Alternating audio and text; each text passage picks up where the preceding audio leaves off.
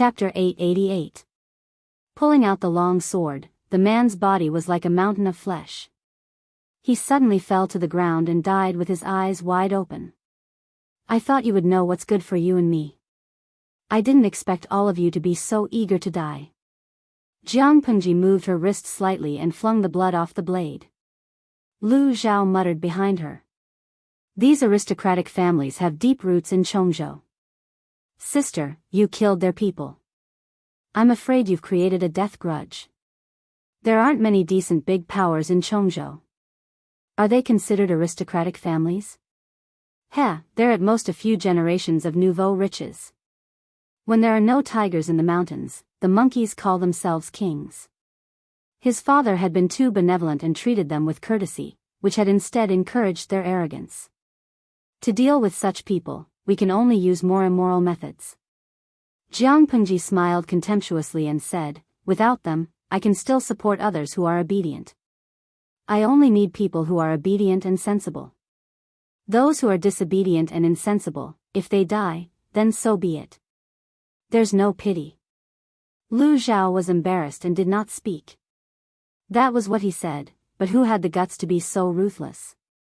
Jianghu looked at everyone's fearful expression and felt much better. She teased, moreover, Zhi and Wenjing have already brought people to surround their residences. If they dare to act rashly, so what if we exterminate their family? What? They received news that Lu Shi had just arrived in Chongzhou. How could he have the time to make such arrangements? Thinking of this, they turned their gazes to Lu Shi. Lu Shi, who was sitting at the head of the table, was indifferent. They had really wronged Lu Shi. Lu Shi had invited them to a banquet today to help Jianghu connect with the aristocratic families in Chongzhou. However, his daughter had already grown up and had her own ideas. Moreover, Feng Zhen and Qiguan Rang beside her were decisive and ruthless people. Others took one step at a time, while they took one step at a time. Chongzhou's vermin forces had probably been targeted by the two during the march. Even if it wasn't today, it would be tomorrow. There would be bloodshed one day. It was just that the time had been brought forward. The massacre of the aristocratic families in Hu County had been left unresolved because of Lu Shi's interference. He never thought that Chongzhou would be the target of history. Lu Shi sighed in his heart. Lu Zhao asked Jianghu, sister, what should we do with the others? Was he going to kill them as well? Since he had already killed one person, it was enough to make an example out of them. They would obediently lend the land needed for farming. From Lu Zhao's point of view, he didn't agree with killing the remaining people. It was not that he did not dare to kill them, but these people were related to the stability of Chongzhou.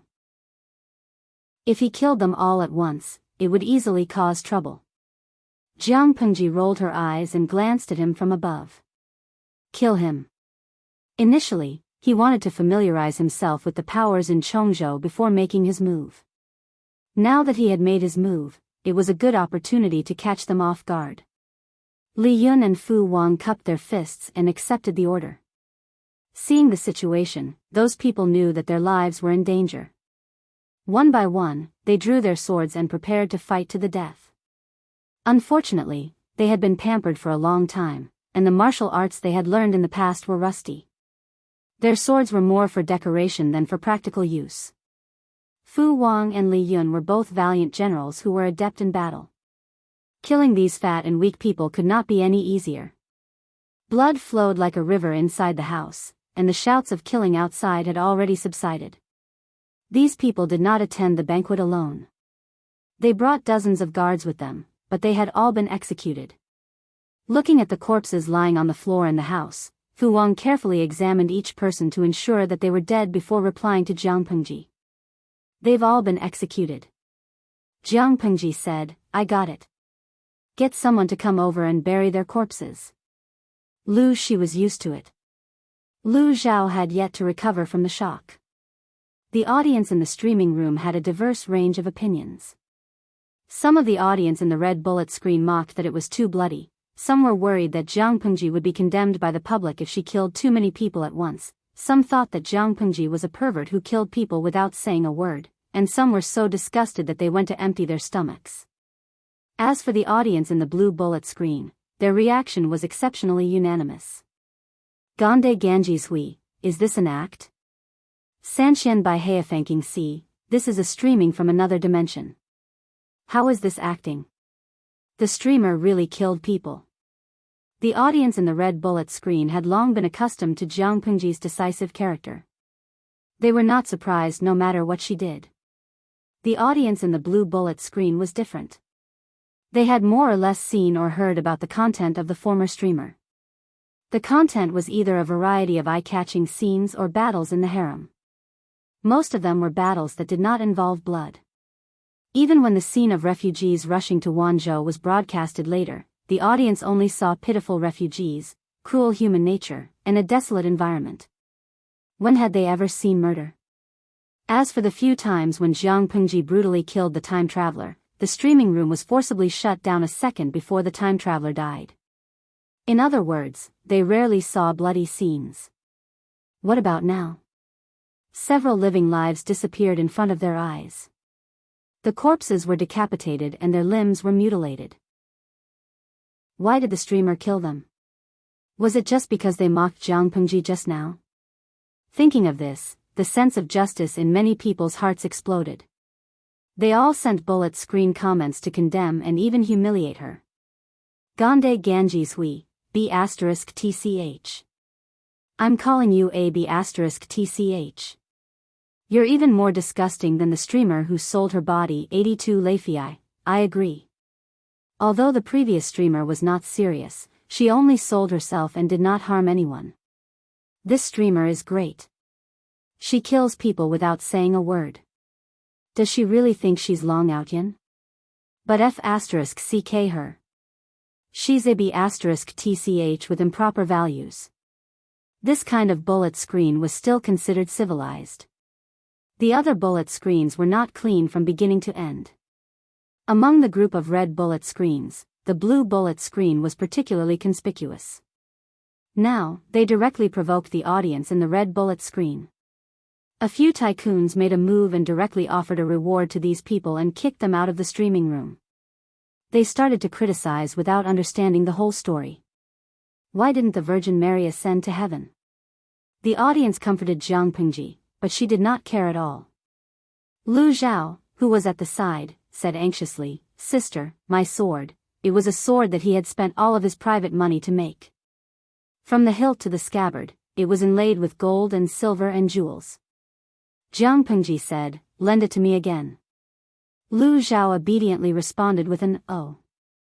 In the next moment, he saw Jiang Pengji turn the long sword over and cut his shoulder, arm, and thigh. Blood splattered on his face. "Sister."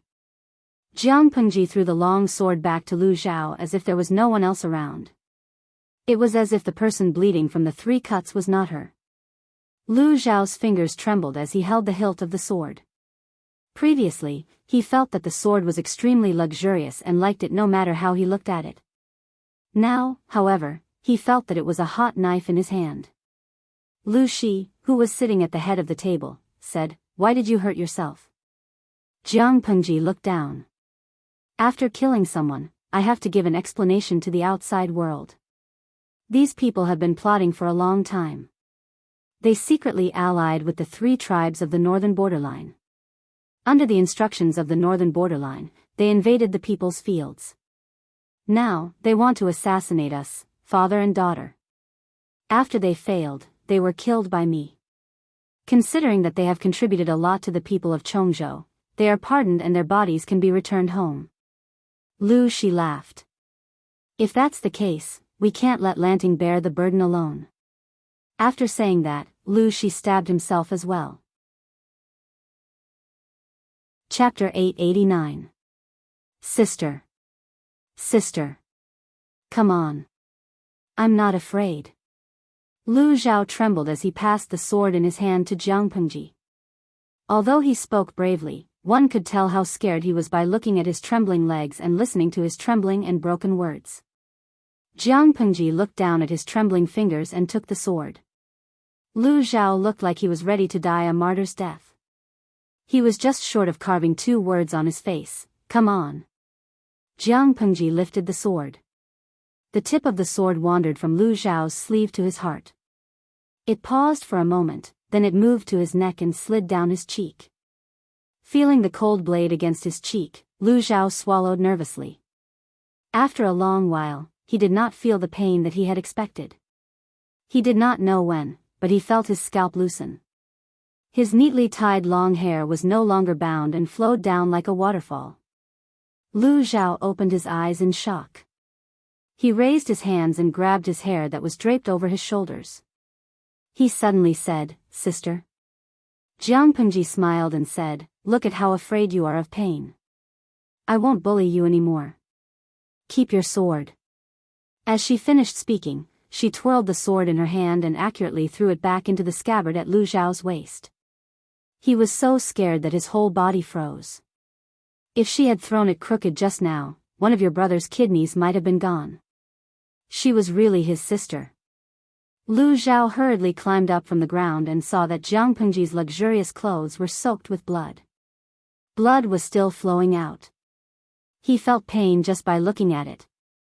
He really did not know what kind of mentality she had. Why was she so cruel to herself? The 3 wounds were long and deep, and blood flowed out like it was free. At this rate, wouldn't he die of blood loss? "Sister, let's find a doctor to stop the bleeding first," Lu Zhao casually asked with concern. Jiang Pengji raised her hand and tore off a few pieces of his sleeve. She used one hand to bandage the wound neatly. "There's no need. You go see father first.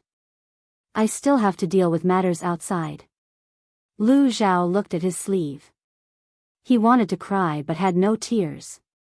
For a noble's son who loved extravagance, clothes were the most precious thing to him. Lu Zhao's luxurious clothes were newly made a few days ago. He liked them very much when they were fresh out of the oven.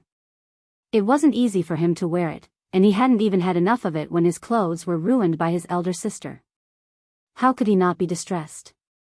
However, now was not the time to feel sorry for his clothes. Upon hearing Jiang Pengji's words, he quickly tore 2 strips of cloth from his sleeves and walked to Lu Shi's side to help him wrap up his wounds. Compared to Jiang Pengji's cleanliness, Lu Zhao was clumsy. Not only did he not stop the bleeding, but he also worsened Lu Shi's wound. Knowing that he had messed up, Lu Zhao anxiously knelt beside Lu Shi and watched him tend to his wounds. "Follow your elder sister and learn well. If you have 30% of her ability, I won't have to worry about your future." Because he had lost a lot of blood, Lu Shi's cheeks looked very pale, and his forehead was covered with fine sweat. Lu Zhao listened obediently, not daring to disobey Lu Shi. "I have learned from you. I will definitely learn from you humbly." Although the two were father and son, Lu Zhao had only seen each other a few times over the years. They were either separated by courtyard walls, fake mountains, or windows, or separated by a sea of people. He could only catch a glimpse from afar each time. They had too little contact, so their relationship was naturally distant. Because Lu Shi was unreachable, Lu Zhao had a natural fear of him. He could still act pitiful in front of Jiang Pengji, but if he dared to act pitiful in front of Lu Shi, he would be skinned alive. Jiang Pengji walked out of the hall and came face to face with Qiguan Rang and Fengzhen. However, the joy on their faces did not last long. When they saw that half of Jiang Pengji's clothes were soaked in blood, their expressions changed.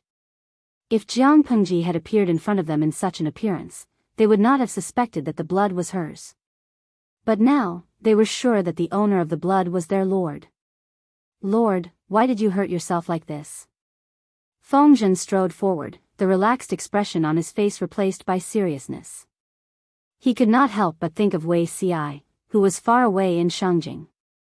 If that person saw it, he might have some reaction. Jiang Pengji said nonchalantly, "It's just a few cuts. I didn't lose an arm or a leg. Why are you so worried?" Fengzhen choked, feeling that all his concern had been fed to a dog. How did he meet a lord who loved to court death? Fengzhen said, "A gentleman does not stand under a collapsing wall. My lord, you should not put yourself in danger." Qiguan Rang sensed something else, and his gaze revealed some worry. Jiang Pengji walked out of the manor and said, it's just 3 cuts.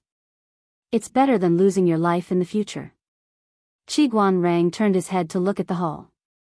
People kept coming out with stretchers, thick drops of blood dripping from them. Lord, Qiguan Rang inhaled a breath of cold air. His lord had killed all the leaders of the aristocratic families in Chongzhou. According to their initial plan, it should have been mainly to intimidate them. They did not expect their lord to be so ruthless. Jiang Pengji said, so be it. They are useless stumbling blocks. It's too easy for them to just kick them away.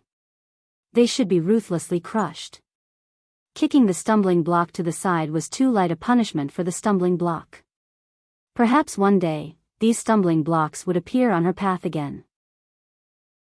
In Jiang Pengji's opinion, rather than wasting time moving them away, it was better to crush them into powder from the start. At this moment, Jiang Pengji's hidden murderous nature was completely revealed. Unlike the intense murderous intent on the battlefield, she was now a decisive leader. She did not need to personally participate in the battle. Every step she took made people feel the strong and determined will in her heart. Those who stood in her way would be killed without mercy. Qiguan Rang and Feng Zhen, who were following behind Jiang Pengji, looked at each other. They both saw something in each other's eyes. They could only blame their lord for being too confusing. Not only could she get along well with her subordinates, but she could even celebrate with the people. She did not put on any airs at all. At this moment, Li Yun had already cleaned up the troops brought by the aristocratic families. He came over to report to Jiang Pengji. Li Yun happened to hear their conversation. Worry surfaced in his heart. He said, the people my lord killed were the heads of the various aristocratic families in Chongzhou. If there is no reasonable explanation, I'm afraid they will not let it go. If they go around slandering my lord and killing indiscriminately. Feng Zhen, who was at the side, listened and smiled without saying a word. Why did Jiang Pengji harm herself? Wasn't it to have a legitimate reason to kill those people? Since they dared to urge their lord to go head-to-head with the aristocratic families in Chongzhou and catch them off guard, they naturally had a comprehensive plan. Qiguan Rang was more familiar with the affairs of Chongzhou. He laughed contemptuously and said, you don't have to worry about this. We have already surrounded all the mansions. What we need to do now is to strike first and make them speechless. As long as we can prove that they are colluding with the nobles of the northern borderline, not to mention killing 1 or 2 people, even if we kill their entire clan, the scholars in the world will not dare to criticize my lord. Chapter 890. A few years ago, the various aristocratic families in Chongzhou took advantage of the pressure of the northern borderline army to spread rumors and slander. They used trickery and robbery to snatch away the land and houses that the people relied on to make a living from their hands, forcing them from good citizens to become refugees. How many lives were lost? This kind of method was not a big deal for landowning households. After all, land was wealth, and no one would complain about having more money. But no matter what, this was a despicable bandits' method. Aristocratic families were very prideful. Even if they had done something like bandits, they would never admit it. In other words, the method of land acquisition was an unspoken rule that could only be understood and not explained. Because of this, Jiang Pengji could make a countercharge and make the aristocratic families of Chongzhou speechless. She said that the aristocratic families of Chongzhou and the royal court of the northern borderline were flirting with each other, and even under the instructions of the 3 tribes of the northern borderline, they wantonly seized the land of the people of Chongzhou in preparation for the army of the northern borderline to enter Chongzhou. Logically speaking, there was nothing wrong with these words. She only needed to use this reason to fabricate a few forged letters to the enemy.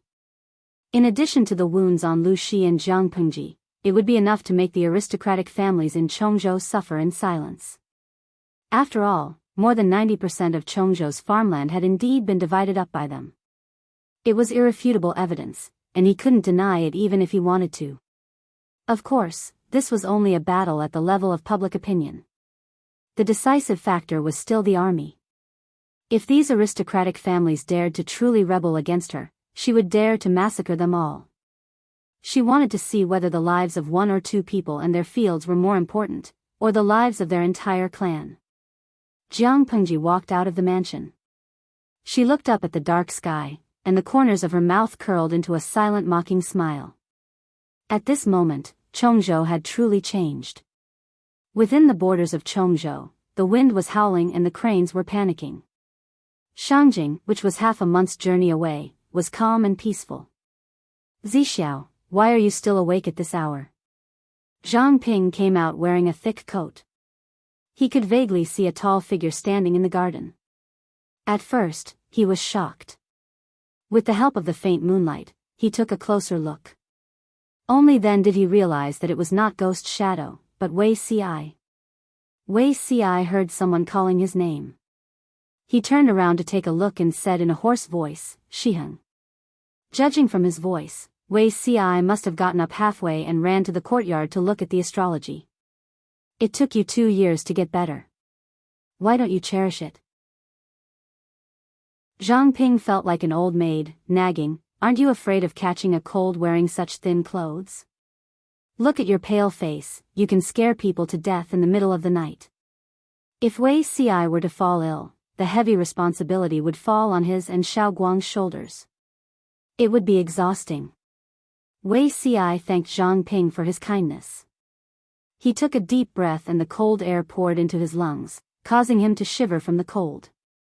"Put it on, don't fall sick again." Zhang Ping took the initiative to give up his cloak.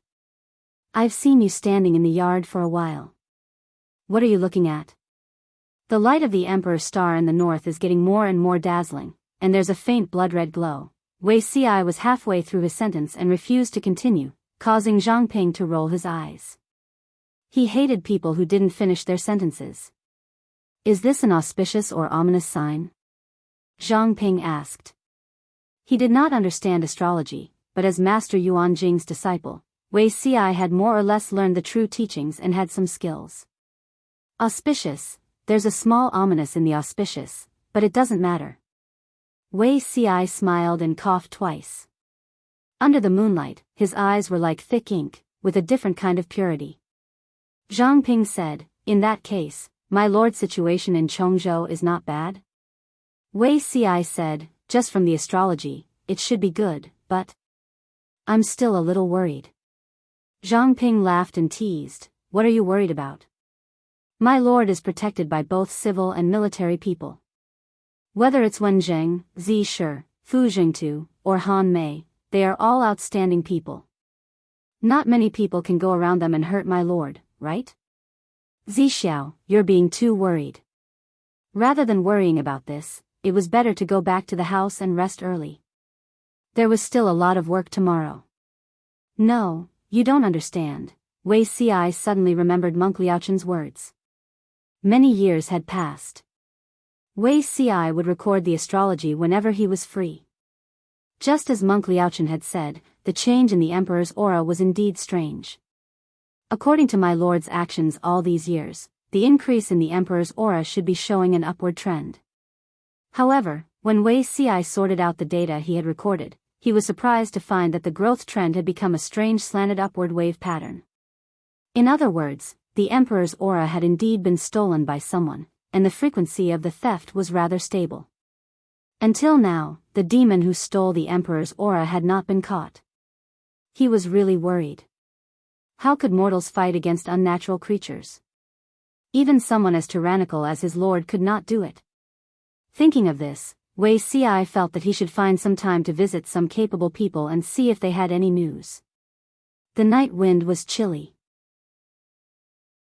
He stayed in the courtyard for a while before turning back to the house and falling asleep under the influence of drowsiness. After sleeping for about 2 hours, he suddenly got up from the bed. His expression was somewhat terrified, but the tips of his ears were slowly becoming bloodshot. Why did he suddenly dream of the Lord? Recalling the scene in his dream, Wei Ci was worried and angry. He was worried because he dreamed that his lord was dressed in a noble lady's dress. Bright red blood dyed half her body, and her wounds were still bleeding. His heart wrenched at the sight of it. However, he could not speak in the dream.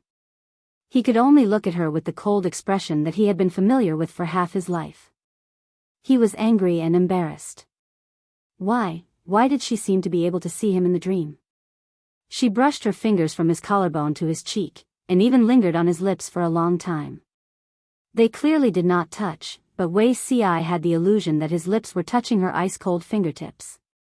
Wei Si's previous and current lives added together would not make him young. He could not help but find it funny. Someone so old actually had such an absurd dream. Although it was absurd, but it was somewhat real. Wei Si put away that strange feeling, laid down again, and fell into the dream. This time, he did not have any strange dreams. He slept until dawn. In Chongzhou, Jiang Pengji clicked her tongue and retracted her hand with some regret. She had been wondering when the yin-yang jade would take effect by Wei Si's side. She did not expect to see it today. Jiang Pengji used the ashes of the woman from another world to exchange for the yin-yang jade from Xiaqian. If it was in her previous life, this thing could cause the interstellar forces to fight over it. In this world, it was basically useless. Fortunately, Jiang Pengji was quick-witted and gave it to Wei Si. She was sure that as long as it was something she gave to Wei Si, even if he did not carry it with him, he would still keep it properly. Just now, when she faintly saw Wei Si's shadow, she knew that it was the real thing. The effect was excellent. However, besides Jiang Pengji, it seemed that no one could see Wei Si. Chapter 891. Before the Hongmen banquet began, Chongzhou was still calm and peaceful. If one was more sensitive, they would realize that this was just the calm before the storm. The noble ladies of each household were busy with their own affairs. Some handled household chores, served in-laws, educated their children, beat up their concubines, and played with antiques. The seemingly peaceful backyard was, in fact, surging with undercurrents. Everyone was scheming for their own benefit. Banquets were an important channel for the gentry to connect. There was not a single day of rest. Today, one family would host a gathering. Tomorrow, another family would host a poetry meeting. The day after, they would send out invitations and everyone would admire the flowers and the moon together. The men went out as guests. The women in the backyard did not want to be outdone and often went out to attend banquets. The moonlight in the sky was cool. The shadows of people on the ground flickered. Their clothes were fragrant and their hair was silhouetted. Although the gentry of Chongzhou were criticized by the outside world as nouveau riche, they had decades or even centuries of history. They were far wealthier than the common people. The weather was cold, but the yard where the banquet was held was warm. There was not the slightest bit of chill. A few of the ladies who were close to each other joked. The content revolved around their husbands, their concubines, mothers-in-law, fathers-in-law, illegitimate sons and daughters, as well as the gossip of each household. Most of it was nonsense about family affairs. There was not much substance to it. But when they gathered together to complain, even the most boring topic could become interesting. As they talked, they mentioned Lu Shi, the governor of Lu Prefecture, who was in his prime. The topic got further and further away. Lu Shi was in his prime. He only had one illegitimate daughter and one illegitimate son. His second wife lived apart from him for a long time. Ever since Lu Shi came to Chongzhou, many people planned to use honey traps and tried to stuff women into Lu Shi's backyard. But he was slippery. No matter what others said or hinted, he always had a way to block the women sent by others. The men said that Lu Shi was pretending to be serious, but the ladies of Chongzhou respected him. Which ancient woman did not want her husband to only love her and have a woman in his backyard? At least before Gu Min passed away, Lu Shi's backyard only had such a person. Just this relationship was enough for them to be jealous and envious. Every time this topic was brought up, the noblewomen of Chongzhou would be extremely jealous of the deceased Gu Minfuren. They would say that she died young, and in the end, they would fakely sigh about the unfortunate fate of a beauty. After saying that, a good man like Lu Shi couldn't help but complain about his flirtatious husband. No matter if they were lowly concubines or noble concubines, he took them in one by one. The main wife had to pretend to be magnanimous on the surface, but she also had to address those coquettish sluts as sisters. It was disgusting. I heard that the daughter of the Lu prefecture overseer is coming. Today's banquet is for that girl. It was unknown which Furen had blurted this out, but the reactions of the other Furens were very calm. Some of them even secretly sneered. She's just a little girl. How is she worthy of being treated so seriously by a man?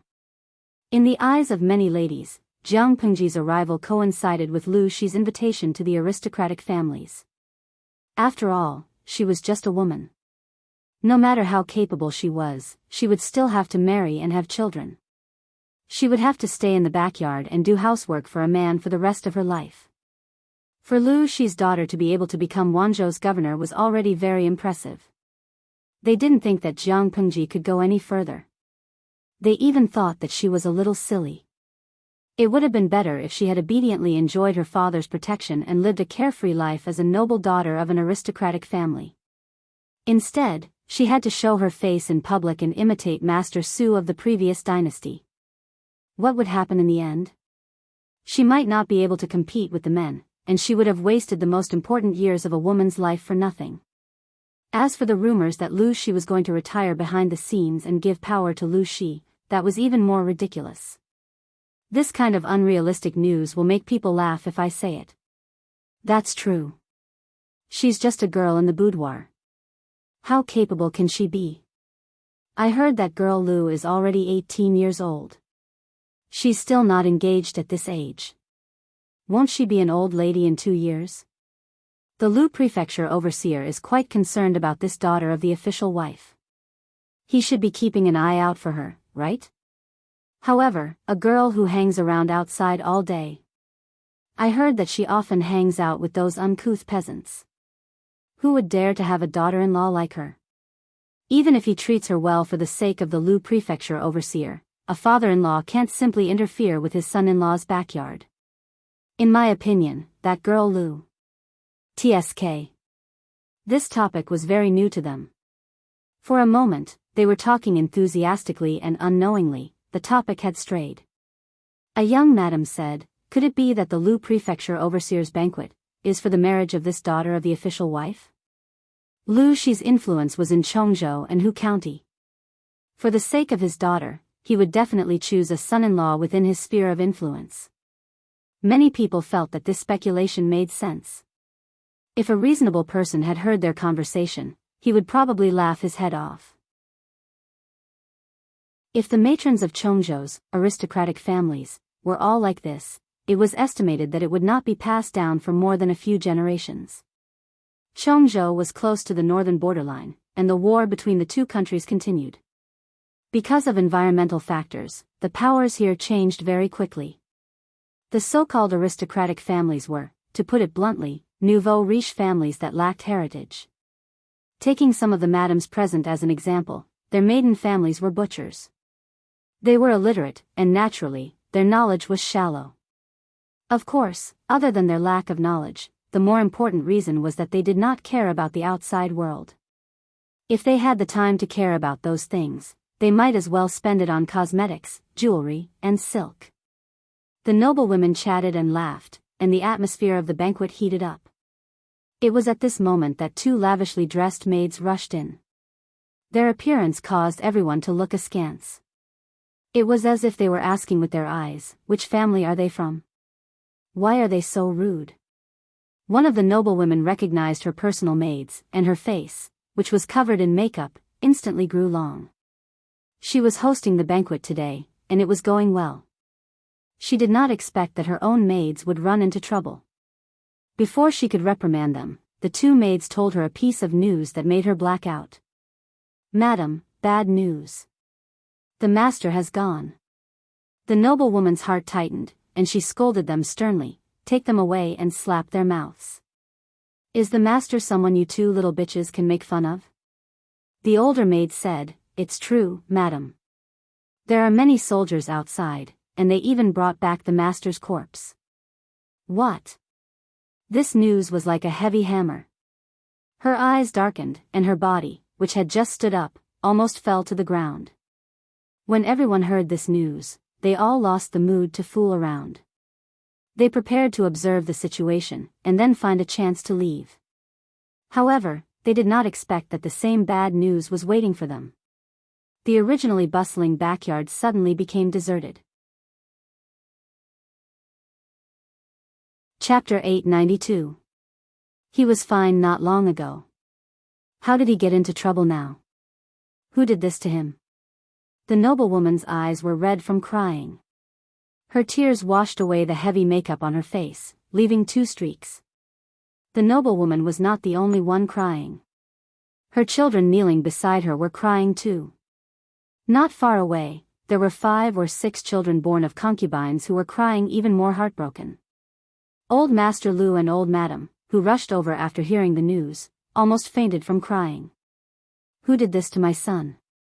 Mother's son. The hall was a mess.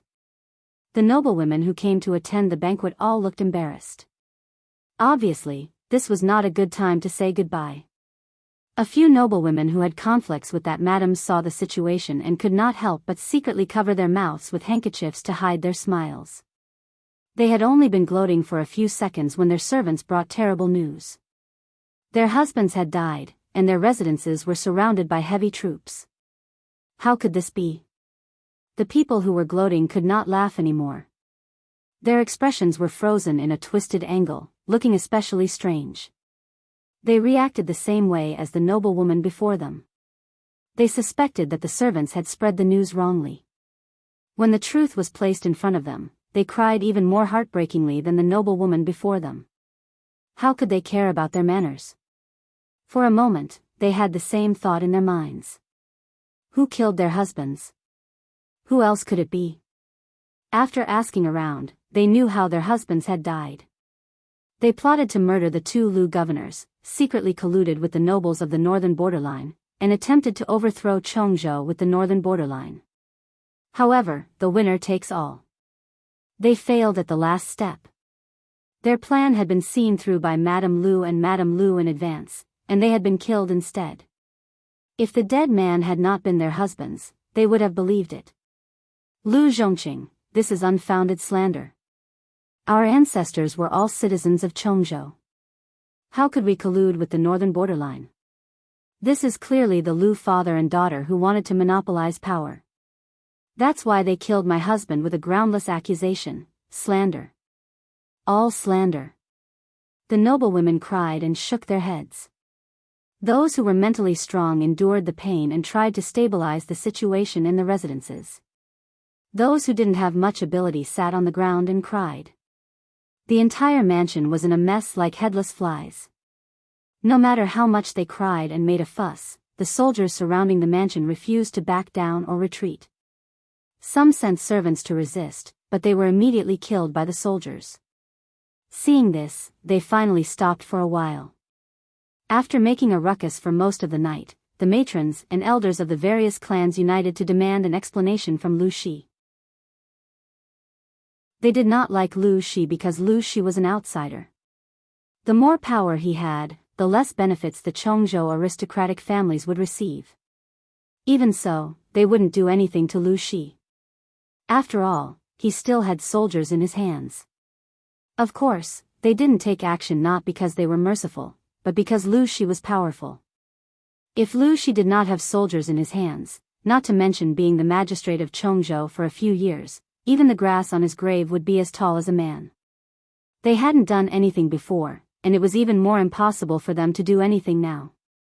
One Lu Shi was already hard enough to deal with. Now, Lu Shi, who had more than 10,000 soldiers and horses with him, was even harder to defeat if the father and daughter joined forces.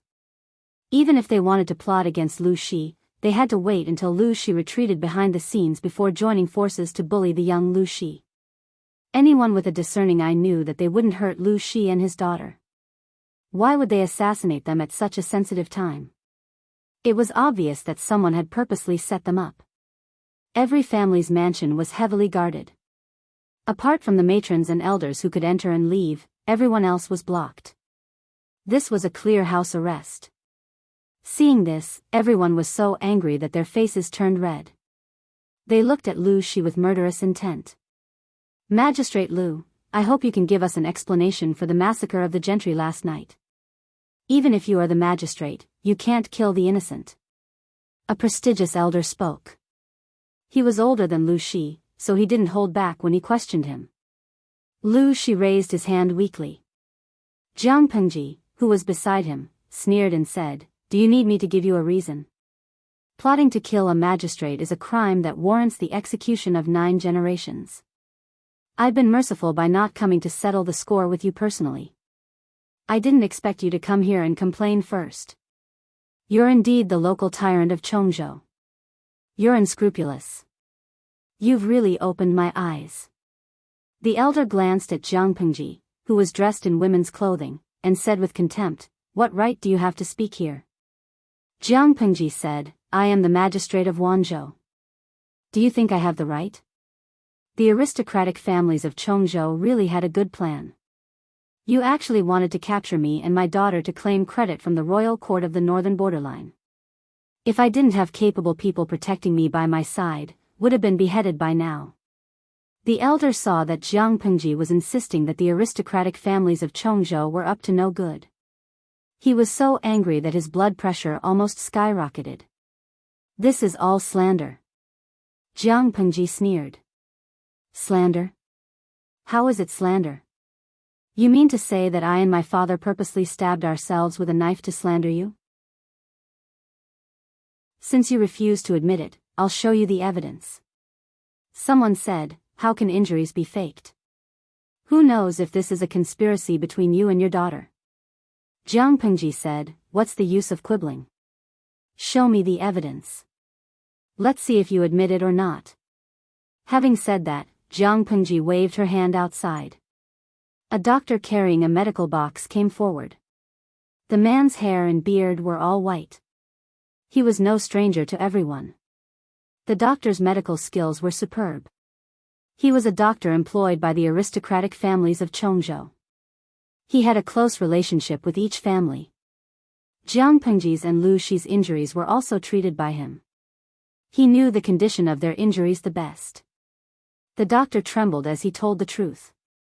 Lu Shi's injuries were relatively light, but Jiang Pengji's injuries were very serious. The 3 wounds were all close to vital parts. Who would risk their own lives for the sake of framing someone? At that moment, Li Yun brought people over. The people behind him carried dozens of big boxes. He nodded at Jiang Pengji. Jiang Pengji received the hint and sneered in her heart.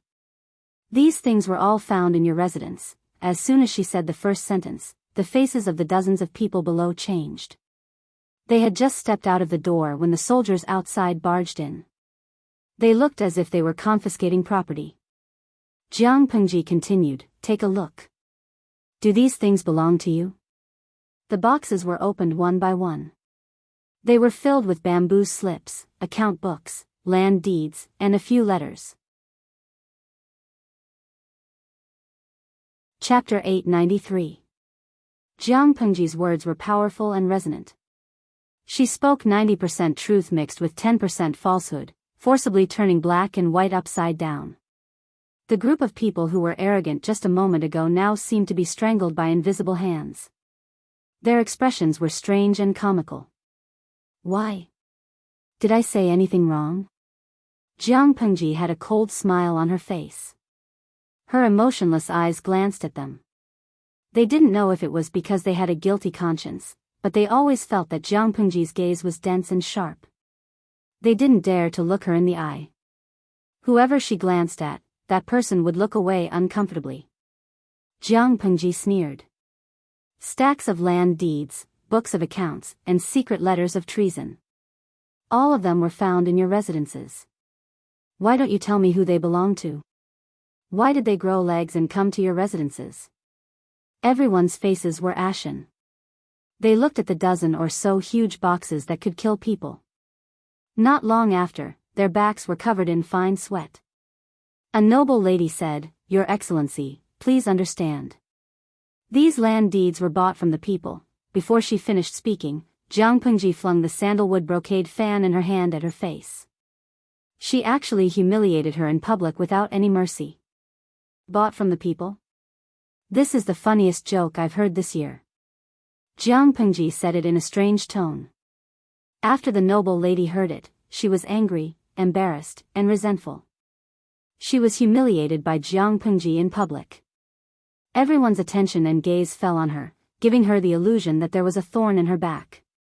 If there was a crack on the ground at that moment, she couldn't wait to crawl into it and never come out. You can buy land worth 34 strings of coins for only a few hundred coins. Why haven't I come across such a cheap sale? Jianghu suppressed her anger, but her eyes were already filled with murderous intent. If she could, she really wanted to kill all of them. The noble lady still wanted to quibble. A few years ago, the northern borderline stationed a large number of troops at the border. The people were ignorant and believed the rumors.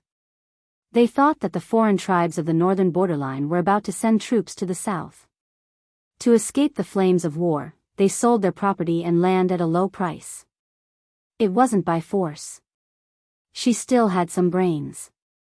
She couldn't bear the crime of treason and treason. It would be better to work hard to whitewash themselves, and say that the land and houses were sold at a low price by the people themselves.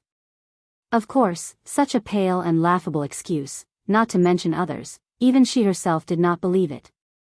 The viewers in the live stream room mocked him as they gained a deeper understanding of how thick-skinned this person was. You ran Fij, I've lived for a long time. Does this person really treat others as fools? Or could it be that in her eyes, the common people were all retarded? An item worth 34 strings of coins was being sold at a low price of a few hundred coins? Where's your shame? Forgotten in his mother's womb? Mei, Yang, hee, I'm in a third-tier city, and the price of a house is about 9,000 per square meter. According to this woman, the people heard that the northern borderline was coming to fight, so they sold their houses for less than 300 per square meter. Even though the audience was experienced and knowledgeable, they were still shocked by the shamelessness of this aristocratic lady. Wei Kong, this person is so thick-skinned that even a Dongfeng missile can't penetrate it.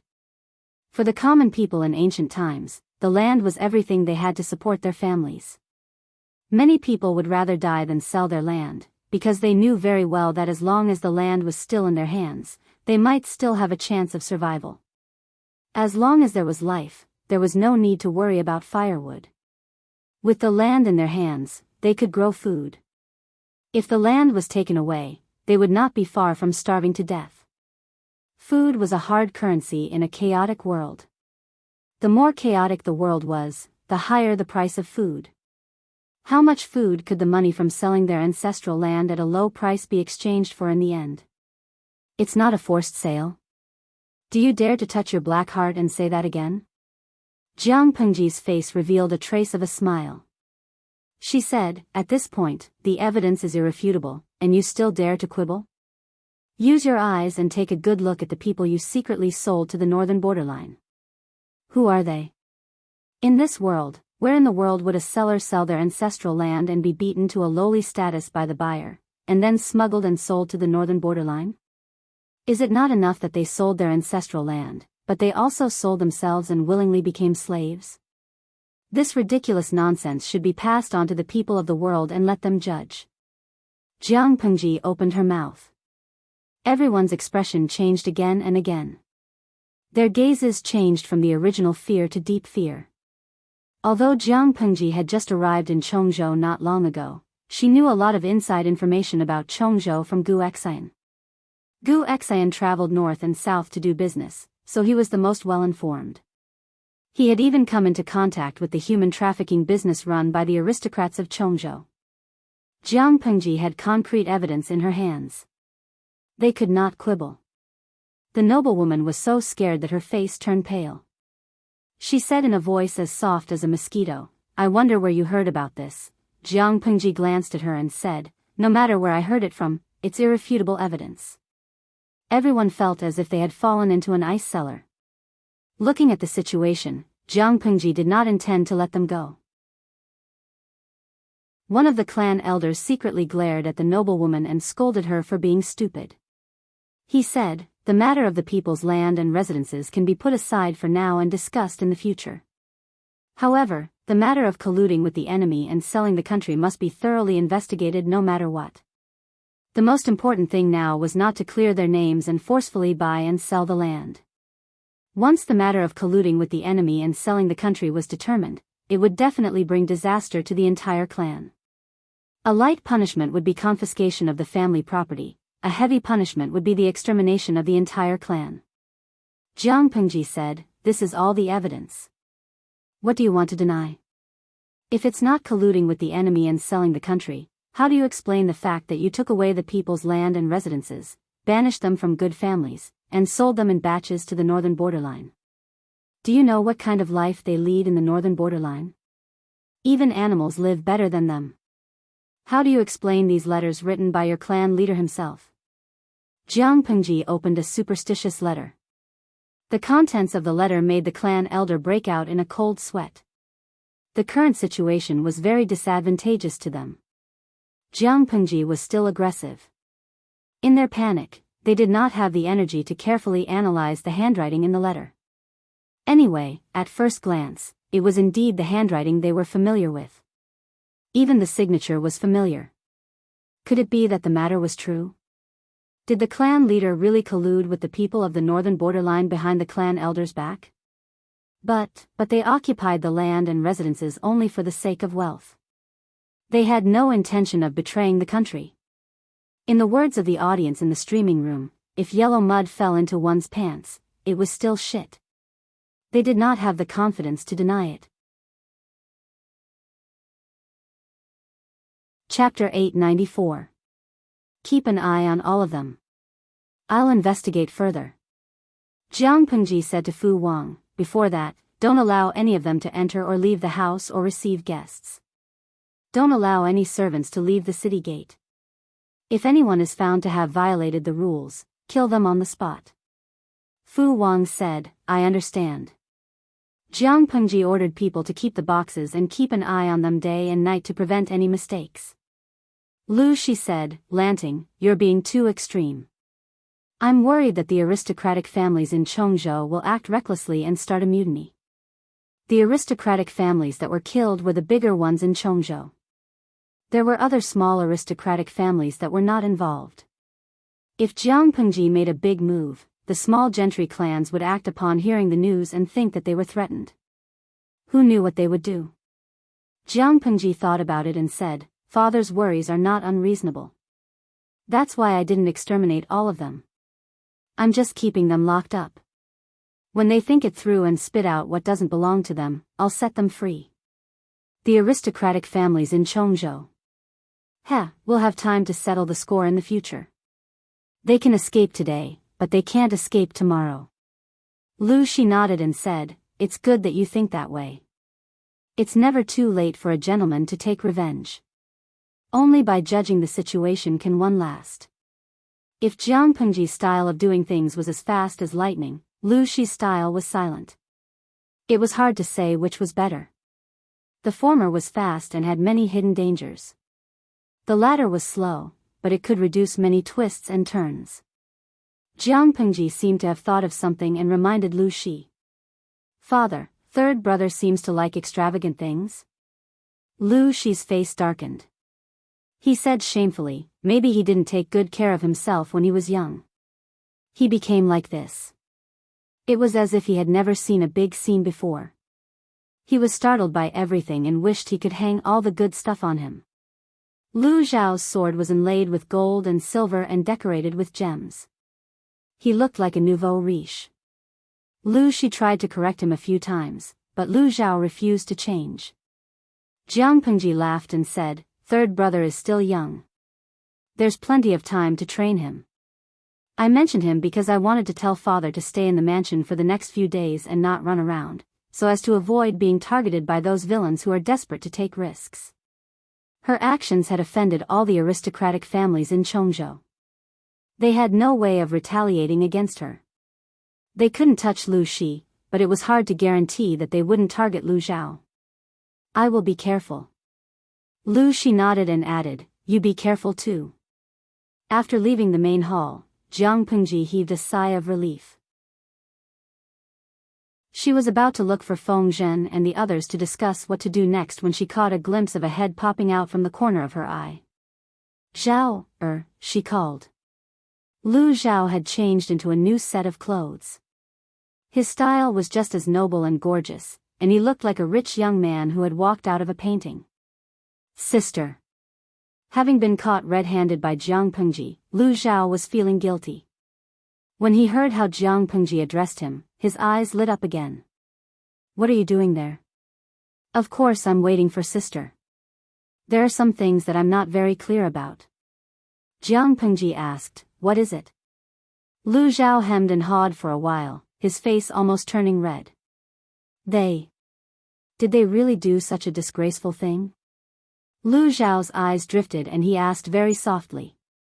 Although he was the son of a concubine, he was from the Lu family of Hejin. His body was branded with the mark of the aristocratic families. Lu Zhao was proud of his family background. He had never thought that the aristocratic families were so glamorous on the surface, but they had done such dirty deeds behind the scenes. Of course it's true. Zhao, you're not young anymore. Look for me in the future and let me bring you to see the outside world. If you really can't, look for the housekeeper and let him tell you what the real world is like. You're always in the backyard. What kind of knowledge can you have? Lu Zhao's cheeks turned red. His eyes were filled with shame. Jiang Pengji continued, the scandals that the aristocratic families in Chongzhou have done are far more than what I've revealed. Explain the facts one by one. Jiang Pengji added that they had colluded with the enemy and sold their country, but what was the difference between what they had done and colluded with the enemy and sold their country? Jiang Pengji's words could not be considered as wronging them. Lu Zhao laughed bitterly. He stammered, Sister. Is our family like this too? If that was the case, Lu Zhao really could not enjoy everything with a clear conscience. Jiang Pengji said, your family has a big business. Why would they need to do such immoral things? Only those who are greedy and have shallow knowledge will use all their energy to exploit and amass wealth. The people are like water. Water can carry a boat, but it can also capsize it. Such a simple principle, yet no one understands it. Lu Zhao heaved a sigh of relief. He thought of the scene he had just seen. His heart was filled with indignation and anger. Sister, you've only locked them up. Is there a next step? From what I see, their crimes can be exterminated. Although Lu Zhao was born bashful, his bones were tough. He even had a hint of abhorrence for evil. Jiang Pengji said, there's no rush. We have to prioritize when we do things. If we want to settle accounts with them, we can do so at any time. Lu Zhao heard another meaning. Sister, was she planning to deal with them gently? She smiled and said, the most important thing now is to take back the land in their hands, resettle the people of Chongzhou, and let them live in peace. One person's energy is limited. I can only take care of the people first. When the situation is completely stabilized, I will have the energy to deal with these vermin. If we only care about competing with them, the longer it drags on, the more the people will suffer.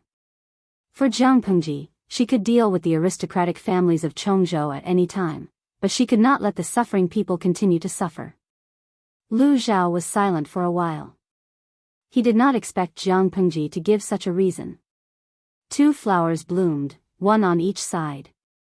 What happened in the prefecture government quickly spread throughout Chongzhou. Just as Lu Shi predicted, the small gentry families were trembling with fear and unease. However, Jiang Pengji caused such a huge commotion. In the end, she only locked them up and did not take any further actions. This action made people scratching their heads in confusion. At this critical juncture where everyone was in danger, the Chui family welcomed a special guest. I am a servant of the Lu Prefecture magistrate. I have been ordered to send the young Lang Jun back to his ancestral home. Feng Zhen was dressed in a neat and tidy scholarly robe. He wore a headpiece and restrained his frivolous expression. When he was serious, he looked rather noble. When the leader of the Chui family heard Feng Zhen's invitation, he hurriedly went out to welcome him. Jiang Pengji had told him early on that his wife had given birth to a son for him during the earthquake. The son did not die and was brought to Wanzhou's Xiangyang district by 2 loyal servants to be raised for 2 years. Ever since he received the news, he had been looking forward to it day and night. He was already burning with anxiety. He and Fengzhen greeted each other and looked anxiously at the horse carriage behind Fengzhen. The curtain of the carriage was lifted, revealing a small head. Chapter 895. Fengzhen nodded with a smile and turned to reach out to the child. Come to uncle. Fengzhen had a good relationship with the child. As soon as he said this, the child quickly smiled and reached out to him. Uncle Feng, he called out in a crisp voice. The voice fell to the ears of the Chui clan leader. It was like the sound of nature, but he could only watch as his son threw himself into Fengzhen's arms. I apologize to Master for not being able to protect Madam. Before the Chui clan leader could restrain his sour heart, two kind-looking servants came down from the carriage behind and knelt in front of him. He knew these two. One was the housekeeper of the wife's dowry, the other was a servant girl who was later chosen to be the child's wet nurse. How can mortals predict natural and man-made disasters? It was not easy to survive the earthquake in Shangjing. Sanyang is ultimately not blessed. Looking at the two's plain clothes and slightly weathered faces, then thinking of the child's tender face and fine cotton clothes, the Chui clan leader couldn't help but feel warm in his heart. He said, thanks to the two of you protecting your master loyally, there is a day I can reunite with my own son. Fengzhen saw the Chui clan leader personally help the two loyal servants up and had a better impression of him. Thinking of this, he teased the child in his arms and said, "That's your daddy." The child's eyeballs spun around, and then he chuckled as he called out, "Daddy," causing the Chui clan's patriarch's heart to soften. It wasn't that the Chui clan didn't suspect the child's bloodline, but when the older generation saw the child's face, their doubts disappeared. It turned out that this child was extremely well-born and actually looked 60% like his father when he was young. The Chui clan leader's mother looked at him and couldn't help calling him her darling. The child and the two loyal servants were led to the backyard. Fengzhen then stopped smiling and looked at the Chui clan leader meaningfully. Seeing this, the Chui clan leader quietly invited Fengzhen to the main hall. "Manager Feng, please." The Chui clan had lived in Chongzhou for a long time and relied on doing business between the northern borderline and Dongqing to prosper. They earned money from both sides and still managed to survive until now. It seemed that this young Chui clan leader was really the reincarnation of a vixen. Not only was he perceptive, he was also smart. Fengzhen thought that he would have to drop a few hints before the other party would understand. From the looks of it now, he didn't need to spend much effort at all. Fengzhen gracefully took his seat. Has Master Chui heard of the major events that have happened in the past few days? Since the head of the Chui clan was so agreeable, Fengzhen did not beat around the bush. Chui family head dismissed his attendants and muttered, "I've heard a little about it." How could he have only heard of it? His ears were about to go deaf from the bombardment. After spending so much time with his lord, Fengzhen started to like to play straight. "Since you've heard of it, what do you think about it, family head Chui?" Family head Chui hesitated for a moment. After a while, he said, "I do have some humble opinions, but I'm afraid that saying it will offend the prefecture overseer. Now that there's no one here in private, you can say whatever you want to say. My master has always been generous and benevolent, and is open to good advice." Master Chui sighed. More than a decade ago, the northern borderline foreign tribes took advantage of the political turmoil in Dongqing to launch a surprise attack on Chongzhou's Shangyu County. They captured and killed countless people. Although Master Yuanjing took back 3 cities, there are still 3 cities in the hands of the northern borderline that have yet to be returned.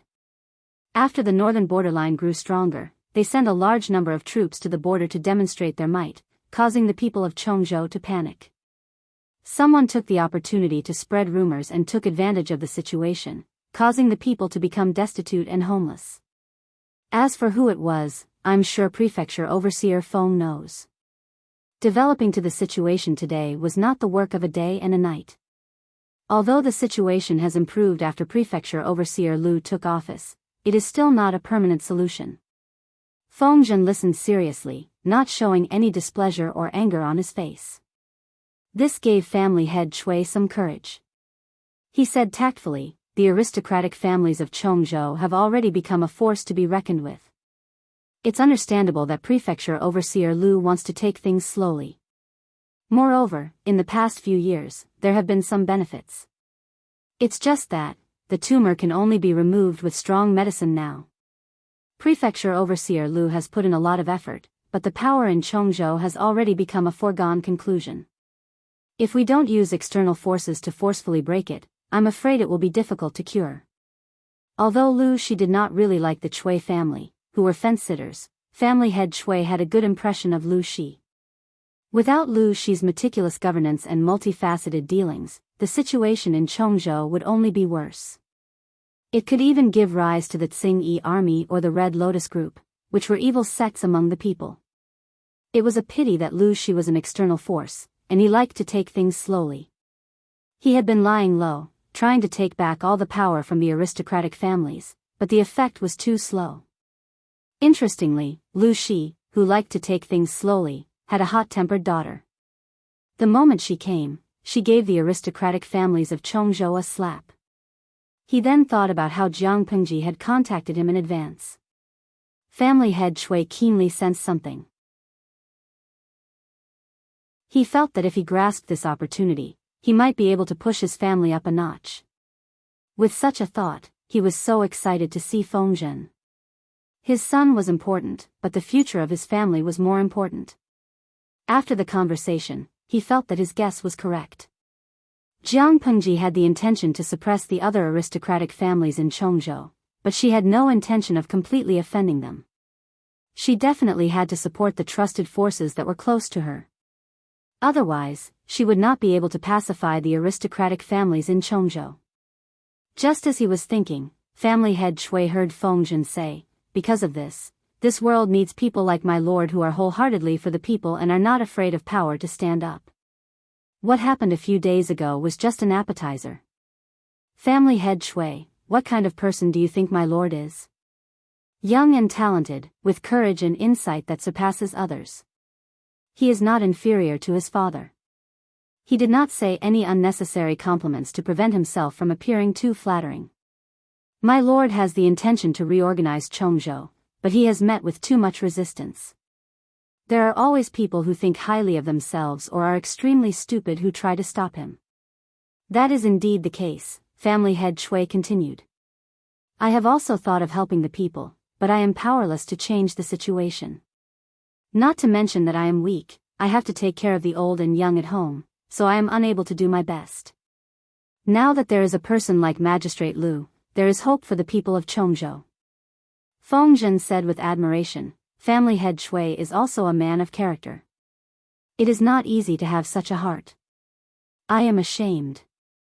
In the end, I still did not help much. Fengzhen changed the topic. He said, if I really think that family head Chui is a smart person and should understand how to act according to the general trend, I will not say much. My lord and your son are also fated for a period of time. In terms of relationship, I am naturally closer to you. Hearing that, the smile on family head Chui's face grew brighter. He had also heard that his wife had been buried under the rubble to protect their child. It was only thanks to Jiang Pengji's full help that the child's life was saved. Jiang Pengji was the savior of the Chui family, and even more so, the savior of his eldest son. If the Chui family wanted to use this excuse to repay Jiang Pengji's kindness and return the favor, no one could blame them. Chapter 896. Master Chui was so understanding that Fengzhen completed Jiang Pengji's task without much effort. He reported back to Jiang Pengji and told her the details of his meeting and conversation with the Chui family's master. Jiang Pengji thought about it and asked Fengzhen, do you think this person is trustworthy? She had the intention to support the aristocratic families in her camp, but that was just a piece of candy. If the Chuis knew when to stop, she did not mind letting the Chuis reap the benefits and become a rising power in Chongzhou. If they were greedy and wanted to take both sides, she would not tolerate the Chuis. My lord, do you really think this person is trustworthy? Fengzhen thought about it and said seriously, the Chuis started out as merchants. Because of their roots, they are not well received in Chongzhou. They are even lower than others in all aspects. My lord, you forcefully suppressed the aristocratic families in Chongzhou.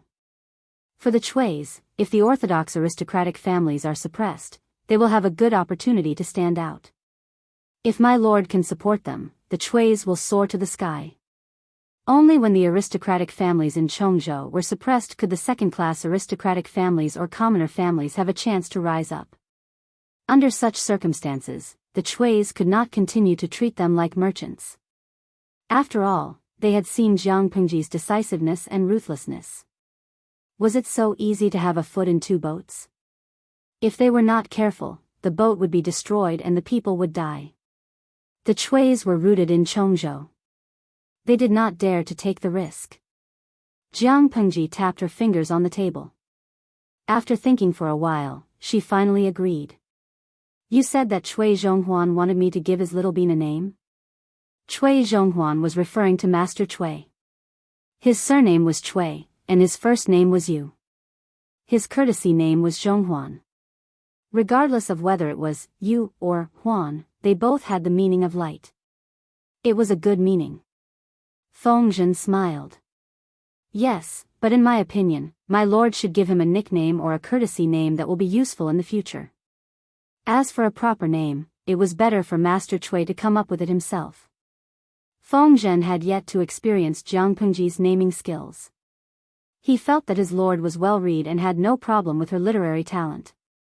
Reality proved that, give me a courtesy name or a nickname. It's better to give me a courtesy name. It makes me sound more solemn. How about Bai? Fengzhen's mouth twitched. Qiguan Rang, who was handling documents, was even more direct. He accidentally pushed down a pile of bamboo slips. Master, are you serious? If I remember correctly, isn't that the name of the Han Mei family's horse? When he heard the name of the horse, Fengzhen almost burst out laughing. Who came up with such a stupid name? Jiang Pengji smiled, her eyes shining with a teasing light. She said, of course it's to scare you. You might as well call it Fushou. I prepared this name for Huayu's family's second treasure, but looking at how he and Jingxian rarely spend time together, I think there won't be any good news from Huayu in the next few years.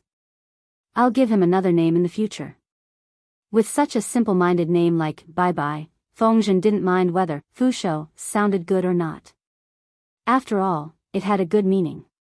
Perhaps this is the so-called vulgar is elegant? The name Fushou can also be used. To this day, Fengzhen still did not understand a principle: being well-read did not equate to having outstanding literary talent. His lord was actually illiterate. Compared to Fengzhen, who was kept in the dark, Qiguan Rang knew the truth.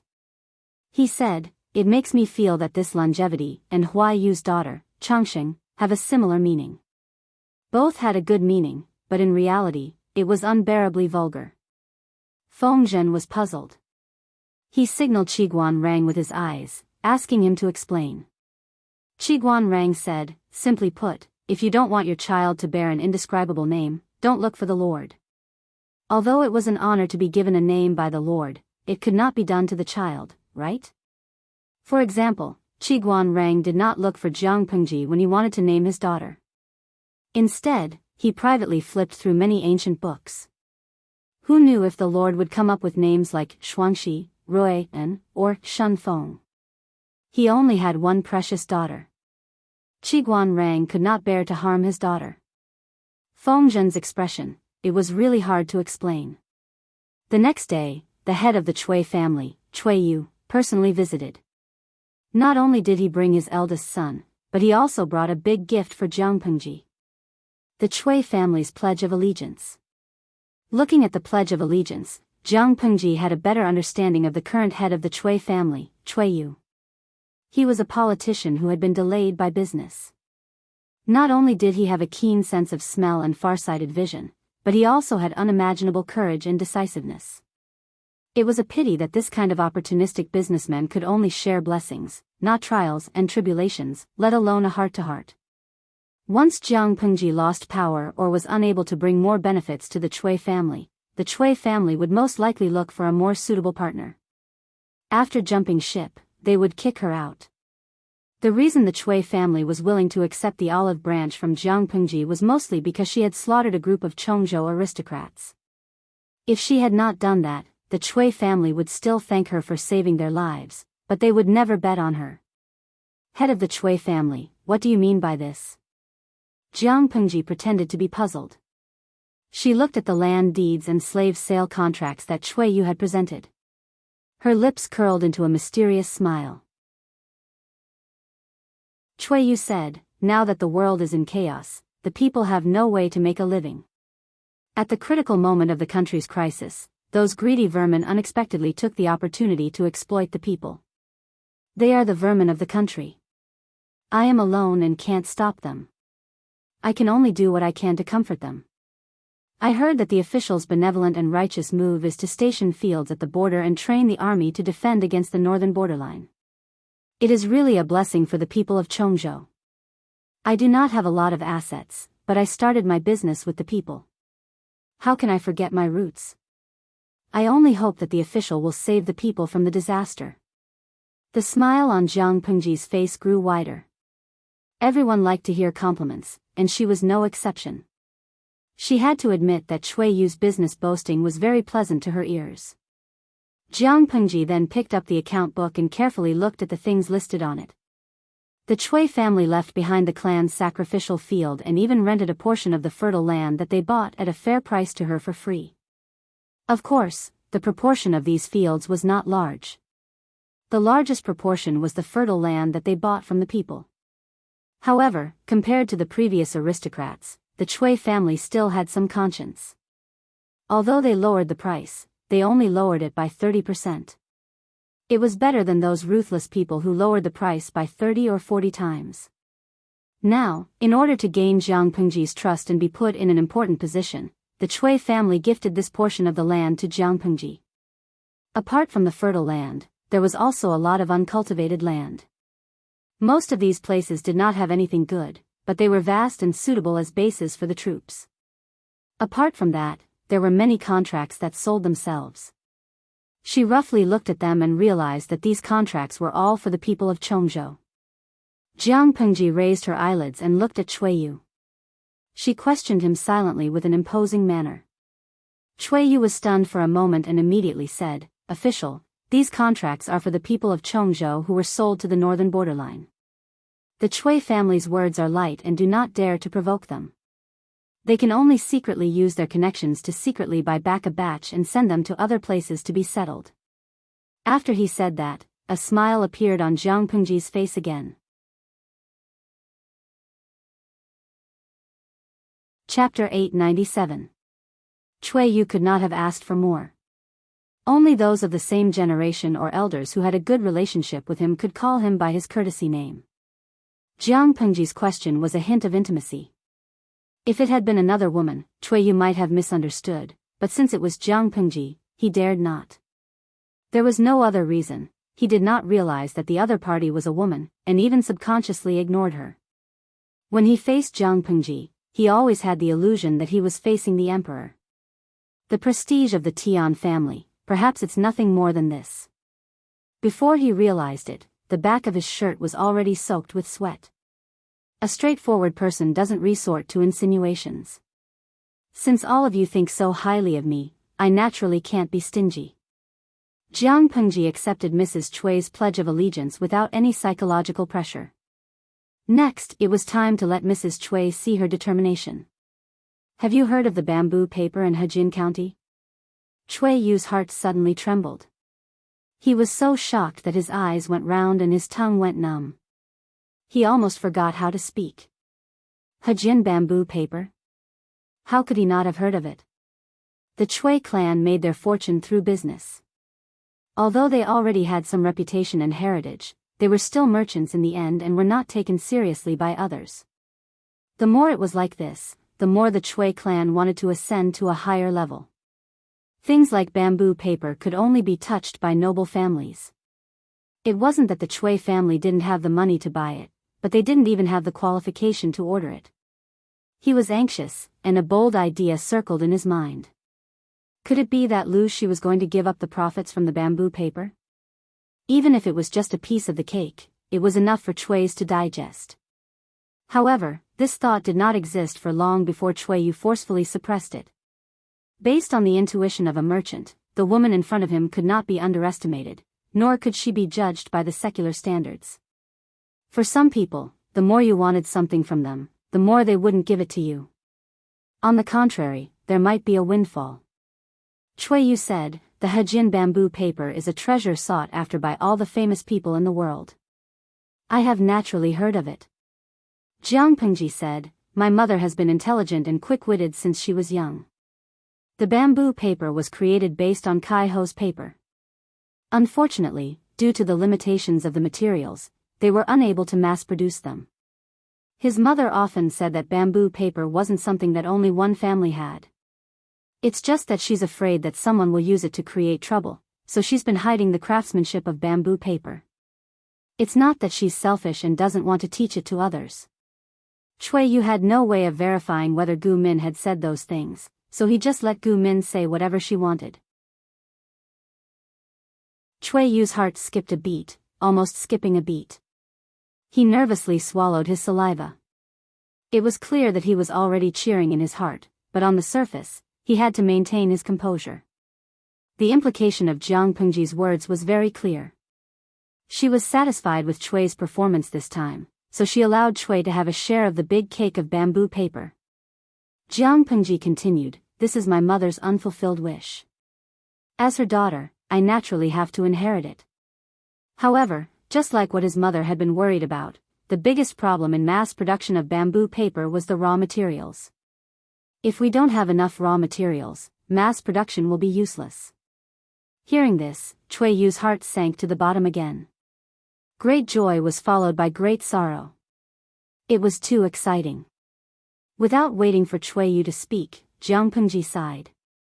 "In order to fulfill my mother's dying wish, I personally went to investigate and experiment. I really found something that could perfectly replace the bamboo paper." He had started experimenting a few years ago, and the papermaking technology had already matured. As long as there are no problems with the raw materials, mass production will no longer be difficult. I don't say that everyone in the world can afford to use paper, but at least middle-class families won't have to continue using heavy bamboo slips. If Chuiyu's mood could be drawn into a picture, it would probably be like a roller coaster. The ups and downs could cause a heart attack. Jiang Pengji asked someone to bring a stack of cut rice paper. Chuiyu's eyes were glued to it. He had been modest before, but Chui's were rich. If they spent a high price and used their connections, they could always buy some from irregular channels. As the head of the Chuis, he had naturally used bamboo paper before. Just by looking at it, he knew that the improved bamboo paper that Jiang Pengji mentioned was not inferior to the quality of the top bamboo paper.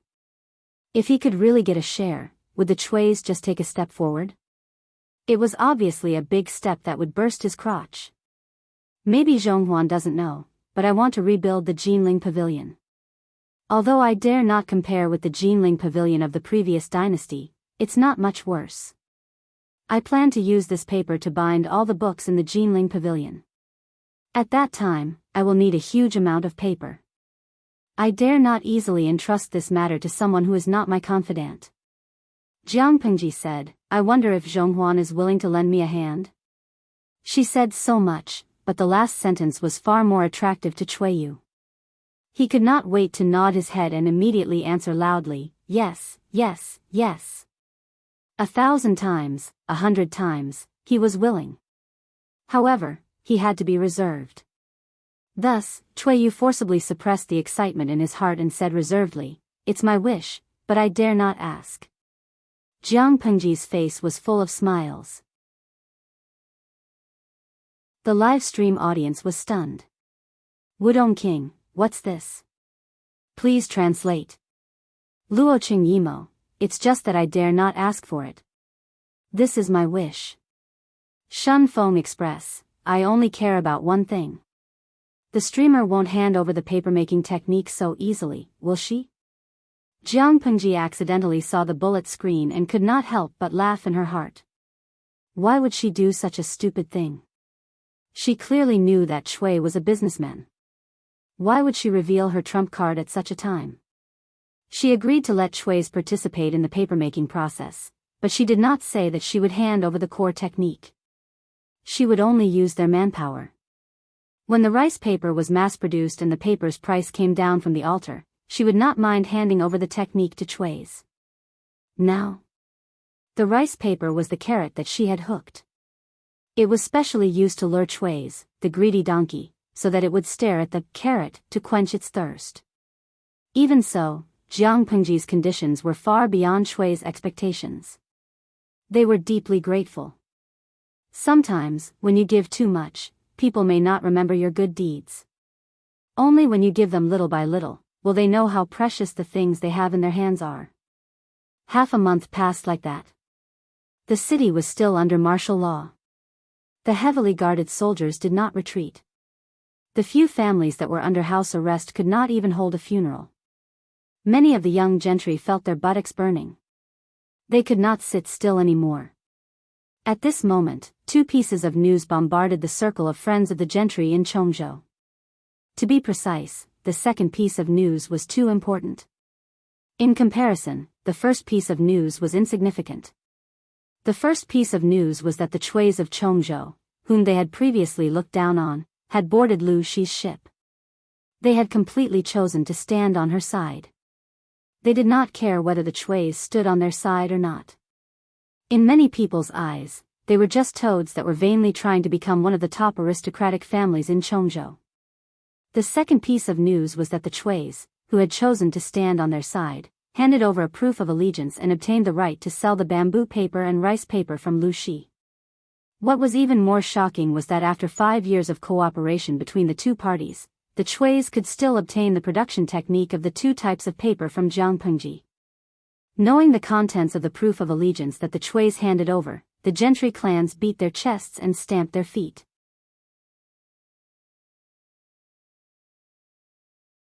Chapter 898. Reality had proven that opportunities were only given to those who were prepared and those who were extremely lucky. If one did not have European blood, then it was better to be prepared. Who knew when the opportunity would come? The incident with the Chuis quickly spread among the circle of friends of the gentry in Jianghu. There were many who were envious and jealous. The group of people who were originally trembling with fear were now scratching their heads and thinking about how to get a share of the spoils. They did not ask for the same treatment as the Chuis, but they should at least get a share of the spoils. The gentry were used to reading people's minds. Jiang Pengji did not need to say it clearly. She only needed to let out some news and they would follow the scent. Because of the exploitation of the fields and the slave trade, she relied on the fact that she had a strong army in her hands and ruthlessly attacked the aristocratic families of Jianghu. Now that the Chuis were rushing to deliver the fields, she was all smiles and praised the Chuis greatly. She even had the intention to support the Chuis' rise to power. What did this mean? It meant that Jiang Pengji wanted to take back the fields that belonged to the people. If they did not give it to her, she would keep them locked up and see who could outlast the other. If Jiang Pengji was strong, the gentry would definitely stick together under the pressure of survival and work together to fight against her. However, the Chuis chose to rely on Jiang Pengji. Because of this, they gained huge benefits that far exceeded what they had invested. As a result, the gentry began to mutter in their hearts. Instead of killing 1,000 enemies and sacrificing 800 of their own, it would be better to fight for a win-win situation. Of course, those who had such thoughts were mostly from mediocre families. As for the gentry who flaunted their nobility, they would rather break than bend. Want them to give in? Sure, let Jiang Pengji personally visit them. Even if it was not 3 visits, she had to make 2 trips to give them face. Otherwise, there would be no discussion. With such thoughts in mind, different voices emerged in the circle of friends of the gentry in Jianghu. Naturally, they could not stick together. Build virtue with kindness, build authority with strictness, reward for merit and punish for mistakes. This is the way to govern. Qiguan Rang finished his work and leisurely brewed tea for himself. Hearing the report from his subordinate, he smiled and said to Jiang Pengji, "My lord's tactics are becoming more and more sophisticated." Jiang Pengji snorted. Although she did not say anything, the curl of her lips revealed her feelings.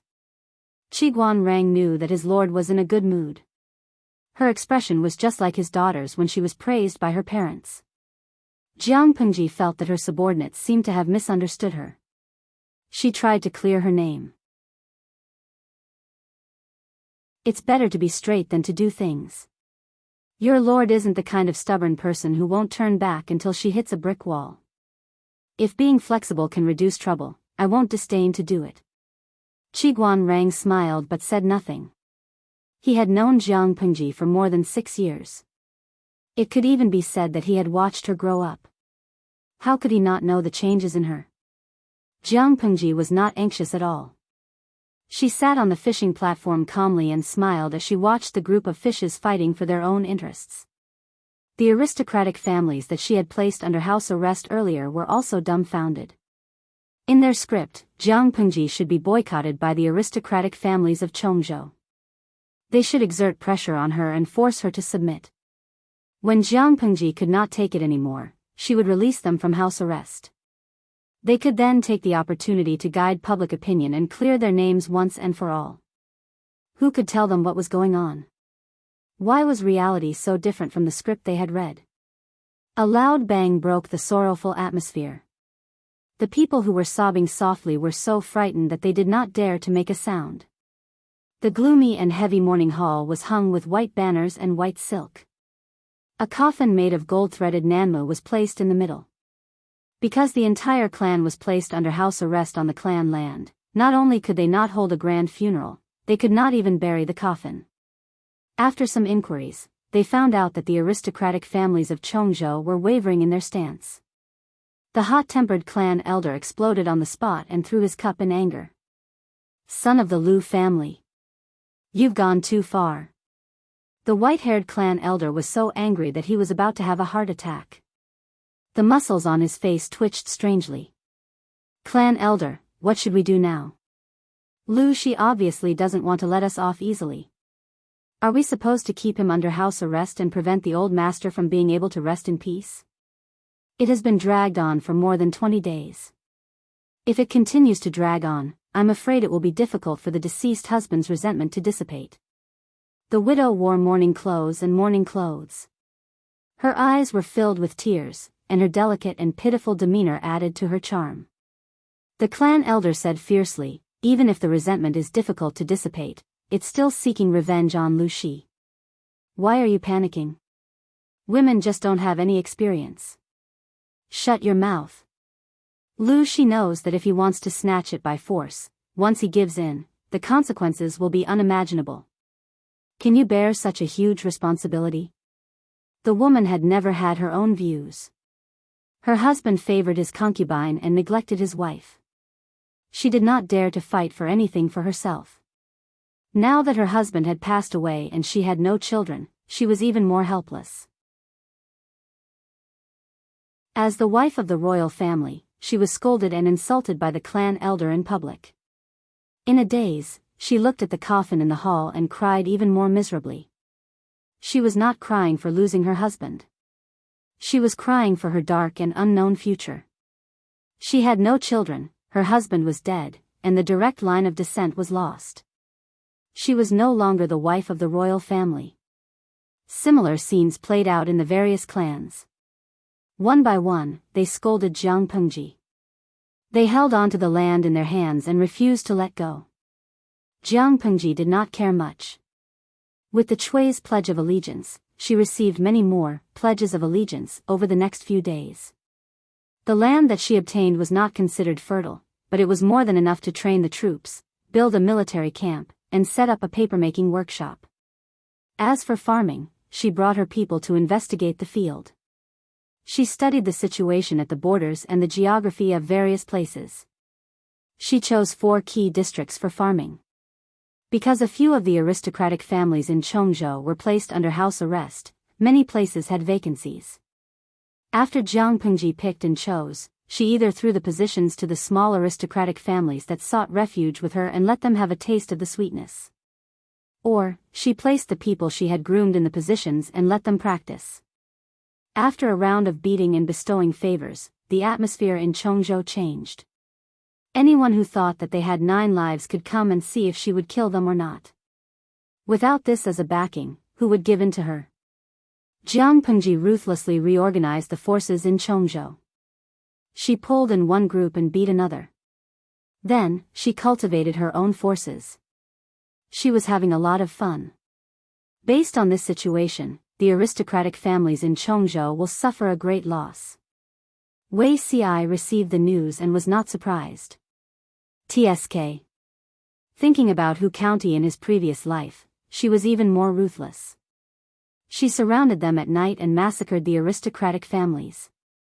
It was a huge case that shocked the court. At that time, the prestige of the court was at rock bottom. The officials and the military pushed the blame to each other. Instead, she took advantage of the situation. She caused such a huge commotion. There were countless people who condemned her, but nothing happened in the end. In comparison, Chongzhou only lost a few leading aristocratic families. That was a blessing to their ancestors.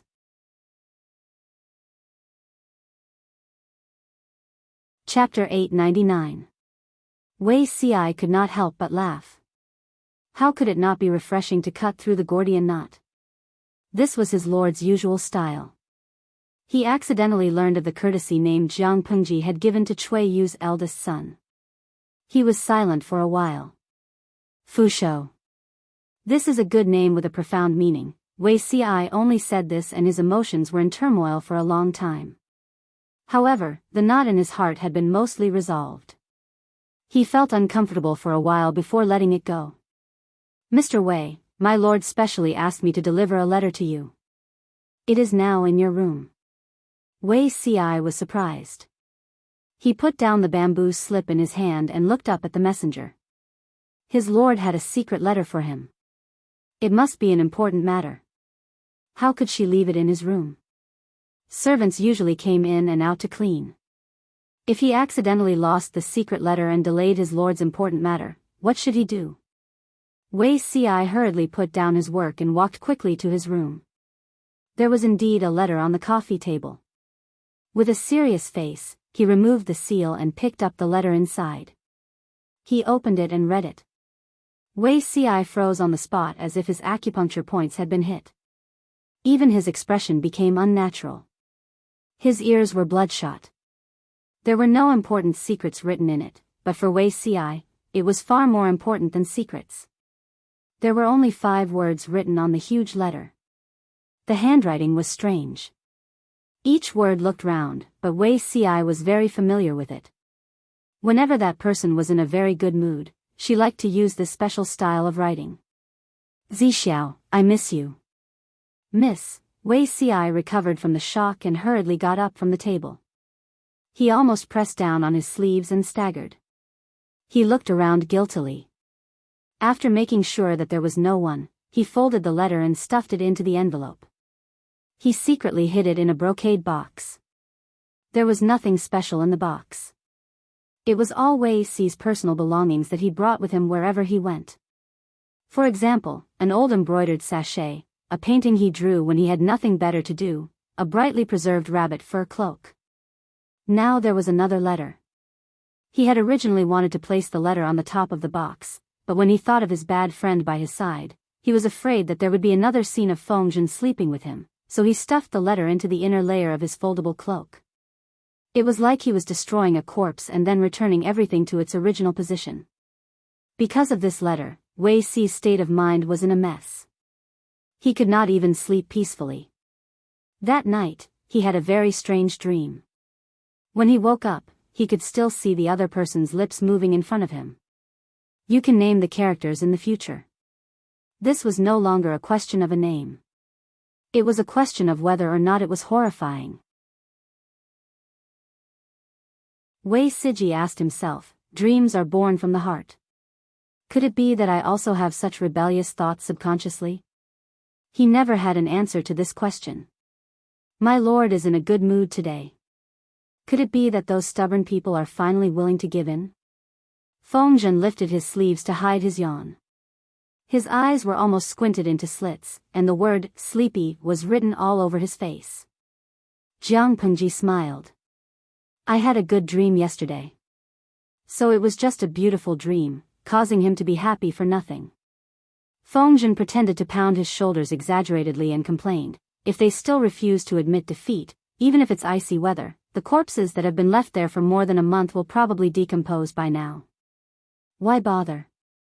They've already lost the best opportunity to resist, and now they're just struggling on the verge of death. A centipede dies, but it doesn't fall down. We can't let our guard down. We still have to be on guard. Jiang Pengji knew what the aristocrats were capable of. As long as she didn't completely beat them into submission or cripple them, as long as they bore a grudge, they would one day secretly bite back at her. If they knew what was good for them, Jiang Pengji could still let them struggle at death's door for a while. If they didn't, she could only use extreme measures to get rid of them all. She wanted to stabilize her power in the north, and someone had to be sacrificed. I know the severity of the matter. My lord, you can rest assured. This winter was destined to be turbulent for Dongqing. Jiang Pengji ruled Chongzhou and Hu County, and Lu Shi retreated behind the scenes. The heroes of the world responded in silence. They could see clearly that Jiang Pengji was now fully deserving of her position as the overlord of the north. If she could gain a firm foothold before the next spring and absorb as much of the connections and power that Lu Shi had left behind, no one in Dongqing would be able to compete with her. The fake emperor Prince Changshou couldn't, the Su family from Zhe County couldn't, the Meng family from Cangzhou couldn't, and the imperial court that was struggling at death's door in Qinzhou couldn't either. Just the thought of her current territory made Dongqing's feudal lords breathless. She issued a recruitment order, built the Golden Scale Pavilion, gave books to the world's famous scholars, and was willing to write books for the world's scholars. No matter which one of these four matters were thrown out, it would cause all the forces to be in an uproar. Let's talk about the recruitment notice first. It wasn't something that just anyone could make. The first person was a sage 700 years ago. He sought talents for reform, swept away the chaos in the world, and stabilized the world. The second was the founder of the Xia dynasty. Under the advice of Prime Minister Huangfu, he built a platform to recruit talents. This was also one of the reasons why he could stand out in the chaos of the 16 kingdoms and unify China. If not for the recruitment order, the chaos of the 16 kingdoms could have continued for more than 100 years. Now, it was the turn of the daughter of the Lu family to follow the example of the sage. It was terrifying to think about it. Moreover, the construction of the Golden Scale Pavilion allowed the commoners to borrow books for free. This touched the nerves of many aristocrats and caused them to condemn them. However, even if they thought that the commoners were not qualified to read the books of the sages, they could not say it out loud. Therefore, they used the former Prime Minister Huangfu's show as a breakthrough point. He had been dead for hundreds of years. Because of Jiang Pengji, he was dragged out, verbally whipped, and killed by many aristocrats. Everyone said that Prime Minister Huangfu was a star of calamity. The chaos of the 16 kingdoms for more than 200 years was also caused by him. They cursed him for threatening the young lord, mobilizing troops without authorization, and even said that he established his own government and had the intention to rebel. If Xia Gaozong had not endured hardship and endured humiliation, how could he have killed the traitor? Looking through the history books, traitors ended up being dismembered and cooked. Lu Shi, who dared to imitate him in building the Golden Scale Pavilion, naturally would not have a good ending. After a round of scolding, those who did not know would think that Jiang Pengji dug up their ancestral graves. In conclusion, Jiang Pengji definitely had the intention to rebel. If she did not get rid of it now, she would definitely harm the people in the future. It would be too late by then. It was an impassioned declaration. It was a pity that there was only one group of people scolding. How could the people of the world not know why they were so enthusiastic in their scolding? As for gifting books to the world's famous scholars and being willing to write books for the people of the world, in the eyes of others, these two were no different from hype. Only a fool would believe it. Not long after, many people were slapped in the face. The world's famous teacher, Yuan Jing, personally went to Wanzhou. He and Cheng Qing discussed the beginners' teaching materials. The leader of the Feng family in Shanyang, Feng Ren, gave tens of thousands of books to the unbuilt Golden Scale Pavilion. He also joined the development team of beginners teaching materials. Of these two people, one was the model of a famous scholar, and the other was the model of the aristocrats. They were both big shots. In ancient times, when information was backward, the effect of celebrities was unusually powerful. With Feng Ren and Yuan Jing, two living advertisements, would their die-hard fans not buy it?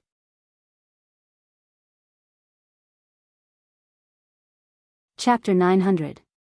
The late emperor passed away and the young emperor succeeded the throne. Dongqing valued filial piety. Naturally, they would not change the year right after they succeeded the throne. Therefore, the matter of changing the year name had been delayed from the beginning of the year to the first day of the new year. Therefore, the new year was also known as the first year of Qingzong. If it was a peaceful era, such a big event like changing the year would be a cause for celebration. However, it was different now. Dongqing was divided, the feudal lords were divided, and the reputation of the court was at rock bottom. To put it bluntly, the young emperor's edict could only be effective in the vicinity of Qinzhou. It was just a roll of yellow cloth anywhere else. As the lord, Jiang Pengji should receive the New Year's greetings from the officials in the state capital. However, the state capital of Wanzhou had not been built yet. There were still many things for her to deal with in Qinzhou and Hu County. The officials were so busy that they wanted the people to have a good new year. When the people under her rule reunited with their families, Jiang Pengji, Lu Shi, and Lu Zhao gathered for a simple dinner. Happy New Year! Jiang Pengji changed into a new set of clothes and accepted the New Year's gift from Lu Shi with a smile. Father, Happy New Year! Lu Zhao was still dressed like a rich young master. He was more particular about his clothes and accessories. Not to mention the material of his clothes, just the flower and bird fan in his hand was made of silk and the frame of the fan was made of sandalwood. It was exquisite like a work of art. Sister, Happy New Year! Lu Zhao said his New Year's greetings and looked at Jiang Pengji eagerly. He liked elegant and rich things. His daily clothes and accessories had to be perfumed before he wore them. The daily expenses were not small. Lu Zhao's life was tight with the fixed monthly allowance given by Lu Shi. He looked forward to getting a big red envelope from Jiang Pengji during the new year. Jiang Pengji could not help but smile. She replied with her greetings but did not take out the big red envelope that Lu Zhao had expected. Lu Zhao was speechless. He felt wronged. Did he have to continue eating dirt next month? When Lu Zhao was discouraged, Jiang Pengji said, I have sent someone to send it to your room. Lu Zhao's eyes suddenly lit up. He wanted to shout, Long live sister. Lu Shi was rather displeased. He is always chasing dogs and fighting cocks. He is ignorant and incompetent. If you continue to spoil him, he will rely on you in the future. Lu Zhao was most afraid of Lu Shi. Hearing him reprimand him, he quickly hid behind Jiang Pengji. Fortunately, Jiang Pengji was tall. Otherwise, how could she block Lu Zhao? Jiang Pengji smiled and said, So be it. It's not like I can't afford to raise him. Sister, if that's the case, can you ask father to give me a raise? Not only did Lu Zhao depend on his sister, but he also depended on his father. What made people sad and indignant was that after gnawing on him, he was still a Moonlight Clan member. It couldn't be helped. He liked to live an exquisite and luxurious life, so his daily expenses were naturally not small. Lu Shi's face twitched. If it wasn't for the fact that he didn't wear his sword during the new year, he would have drawn his sword and let Lu Zhao know why the flowers were so red. You're a man, yet you're so keen on living off a woman. Can't you have some backbone? There were only 3 people at the New Year's banquet, but this was Lu Zhao's first time celebrating the new year with so many people. In the past, in the backyard of the Lu residence, Madame Gu Zhen was bedridden and Madame Hu did not like to see him. Even on a big day like the new year, he would stay in his courtyard and eat the dinner prepared by the servants. In his eyes, there was nothing special about the new year except that there were more rations. Lu Shi glared at Lu Zhao. Come over early tomorrow to pay your respects. Lu Zhao's expression instantly collapsed. Ever since she retreated behind the scenes and handed over all the government affairs to Jiang Pengji, his life had been completely idle. At first, he was not used to it, but after a long time, he felt happy. Every day, he would fish, walk the dog, play with the birds, visit friends, read and paint. He was happy, but Lu Zhao was completely gloomy. Once the old man was idle, he always liked to find things for himself to do. Lu Zhao's life became more and more difficult. Every day, he was asked to do his homework. Due to his authority, he obeyed for a while. After a long time, he could not stand it anymore. He simply ran to Jiang Pengji's place to seek refuge. His biological sister was indeed his biological sister. Not only did she not protect him, but she also tied him up and sent him back to Lu Shi to receive education and love. Hearing Lu Shi ask him to pay his respects early tomorrow, Lu Zhao's scalp went numb. "Sister, save me," Lu Zhao lowered his voice and shook Jiang Pengji's sleeves. His eyes sent out a signal for help. Amidst the howls of the audience in the streaming room, "So cute, let Andy rub you," and, "Streamer, you lack a sister-in-law," Jiang Pengji unceremoniously sold Lu Zhao out. She dodged sideways and heartlessly abandoned Lu Zhao, who had sent out the signal for help, leaving him to Lu Shi to deal with. On the 7th day of the new year, the market reopened. Xiangyang district was Jiang Pengji's original foundation. Under her painstaking management, it had been expanded again and again. Not only had the city walls been expanded, but the surrounding villages had also been included in the outer city and reorganized. Xiangyang district was now one of the most prosperous areas in the north. After the new year, the number of people on the streets increased sharply. Apart from the locals, there were also many figures of outsiders. These outsiders were all Dongqing students who came because of its reputation. Some were from aristocratic families, while others were from poor families. In their usual impression, Xiangyang district should be a remote and backward small town. After experiencing the double suppression of the Tsing-Yi army and the Red Lotus group, it should be desolate and cold. Beyond their expectations, ever since they entered Wanzhou, the scenery they saw made them suspicious. Suspicious of what? They were suspicious of what year it was now. It was clearly a chaotic time, but in Wanzhou, it was a scene of prosperity. There were wars everywhere in Dongqing, and there were constant conflicts between the feudal vassals. Outside Wanzhou, they could see refugees dressed in rags. Once they crossed the border, they could see well-proportioned fields and straw in the middle of the fields. Occasionally, they could see hard-working commoners and urchins. After entering the city, they couldn't believe their eyes. The streets were neatly planned, the eaves were arranged neatly, the houses on the left and right were exquisite and elegant. The vendors on the street were all in high spirits, their faces glowing. Not only were they in good spirits, but the clothes they wore were also very clean. There were few patches on them. Happy New Year! In the streets and alleys, joyous celebrations could be heard everywhere. Happy New Year! A little girl in a red coat stood by the side of the road. She raised her head and looked at the vendor who was carrying the goods in a daze. The vendor didn't hear her at first, but the little girl shouted again seriously. After a while, she gulped down a mouthful of saliva. The peddler finally noticed the little girl, and when he saw her delicate face, his expression became even gentler. Seeing that the little girl was staring at the honey hawthorn fruits he had made, he smiled and took one for her. Happy New Year! Take it and eat it. Just by looking at the child's attire, he knew that he was from a wealthy family. Thank you. The little girl grinned and took the New Year's gift from the vendor. Before she could put it into her mouth, a weak-looking boy appeared beside her. The boy looked only 6 or 7 years old. He was thin, but his expression was very mature. The corners of his lips were tightly pursed. Uncle, you have to do business too. You can't take advantage of others. He raised one hand and took the little girl's hand. With his other hand, he took out a few coins from the money bag at his waist and gave it to the vendor. After saying that, he led the little girl away. The peddler took the money. Seeing the boy's attire and the book basket on his shoulder, he exclaimed in hindsight.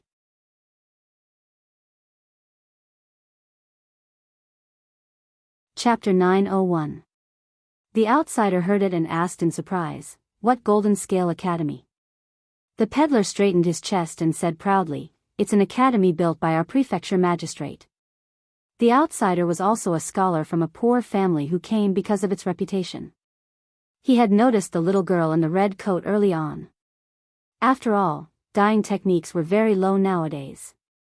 The brighter the color, the more expensive it was. Those who could afford to wear such a bright red coat must be rich and extraordinary. Seeing that there was no servant by the girl's side, his sense of justice was triggered. He was afraid that someone would kidnap the child, so he stopped for a while. The person asked the peddler doubtfully, "When did the prefecture magistrate of Lu build an academy?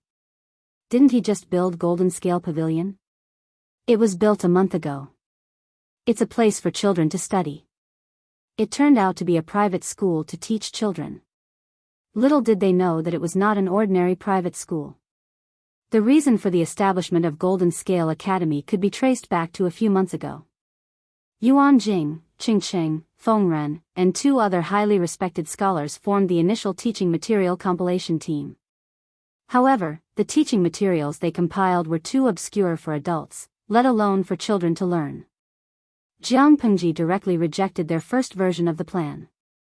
She mentioned it unintentionally, prompting them to have the idea of opening an academy for children. They were knowledgeable, so they naturally felt that the beginner's teaching material was extremely shallow. However, children without any foundation would not understand. If they could not let the children understand, wouldn't their beginner's teaching material be useless? After careful consideration, they wanted to find a group of young children and test the beginner's teaching material on them. To put it bluntly, they would be lab rats. Jiang Pengji was happy to see it happen. She waved her hand and allocated land for them. She connected the original residences and turned them into an academy. She was too lazy to think of the name of the academy, so she directly used the name Golden Scale Pavilion. As for the source of students, Jiang Pengji was not worried. She directly selected children of suitable age from the orphans of the fallen soldiers. There were not only boys but also girls. This decision caused a few scholars to object, but Jiang Pengji shut their mouths with righteousness. She said, "They are all orphans of heroes. What's the difference in their identities? Some of the soldiers died young and had only one daughter. Their fathers fought for me. How can I treat their descendants differently because of their gender? Wouldn't it disappoint people if this got out?" Now that he said it, it seemed to make sense. After several rounds of careful selection, the first batch of students of the Golden Scale Academy had been selected. Their average age ranged from 5 to 7 years old. There were 100 boys and 100 girls. When Feng Zhen heard about this, he hurriedly made a scene with Jiang Pengji and stuffed his son inside. He was far away in Chongzhou and wouldn't be able to return to Wanzhou for the next few years. He couldn't keep letting his son study by himself, could he? If he had companions of the same age to study with him, perhaps it would make him more lively. Moreover, the first batch of lab rats. The first batch of students would definitely be taught by highly respected old scholars, such as Yuan Jing. As it turned out, Feng Zhen was right. The teacher really did have the mirror of the deep abyss. Jiang Pengji took the opportunity to give them some advice. The children should be divided into classes according to their age and learning progress. Previously, they had already mentioned the division of subjects. Now that they were going to be divided into classes and grades, it was not difficult for Yuan Jing and the others to accept it. In fact, dividing the students into classes was more efficient and targeted than letting all the students study together. After all that, Jiang Pengji suggested to make uniform clothing for the children. Master Yuan Jing was speechless. Why didn't he realize that this student was so good at making trouble? When he asked for the reason, she answered, "It's neat and uniform. It's comfortable to look at." It was a very good and powerful reason. Master Yuan Jing wanted to say something but stopped. In the end, he let Jiang Pengji do it. Anyway, she was the one paying for the expenses. What was he worried about? Jiang Pengji let Su Ku and Feng Jin be in charge of the school uniforms. She found a tailor to measure each student's figure. What's missing? What's missing? Oh right, the school badge. Jiang Pengji was inspired. She designed the boys' and girls' uniforms. She even drew 5 flowers made of scales. Looking at the ready-made clothes made by the embroidery mother, Su Ku almost couldn't control the primitive power in his body. What was the experience of having a squandering lord? One could tell by looking at his current state. His lord wasn't spending money. She was throwing it away. The school uniform and the identity badge were equivalent to 2 months' worth of food for an ordinary family of 4. However, in all fairness, the school uniform that his lord mentioned was quite nice. The school uniform was blue and white. The collar was embroidered with an exquisite and elegant school badge. Every student was also given an identity badge. The basic information of the students was engraved on the front of the badge. On the north side was the school badge designed by Jiang Pengji. The bottom was engraved with cloud patterns. After choosing a good day, 200 students worshipped the portrait of their master and officially enrolled in the school. They learned literature in the morning and martial arts in the afternoon. The contents of the boys' and girls' classes were the same in the morning. It was all in the beginners' textbooks. It was different in the afternoon. The boys learned riding and shooting, while the girls learned the techniques of physical training, grappling, and needlework. The morning arrangements were for them to enter the school at 4:45 in the morning and leave at 4:45 in the afternoon. The afternoon arrangements were for them to enter the school at 4:45 in the morning and leave at 4:45 in the afternoon. If the children lived far away or had difficulties, the academy would also provide dormitories and meals. For this reason, Jiang Pengji specially transferred a good-tempered corporal from the military camp to be a martial arts instructor for the boys. She also asked Jiang Nongqin to transfer a few outstanding and patient female soldiers from the female camp to be the instructors for the girls. The techniques of physical training that the girls learned were the physical training techniques that Jiang Pengji had improved for the female soldiers. The children were still young and very malleable. When this batch of children grew up and the outside world saw the effects of the teaching, the girls' class in the Golden Scale Academy could truly gain a foothold. The blue and white school uniforms that these children wore gradually became a familiar symbol to the people of Xiangyang district. Wei Jingxian, who had finished her official duties for the day, returned home. As soon as she entered the main hall, she saw the boy from Fengzhen's family reprimanding Changxing rigidly. Changxing, who was dressed in red, still had her head lowered.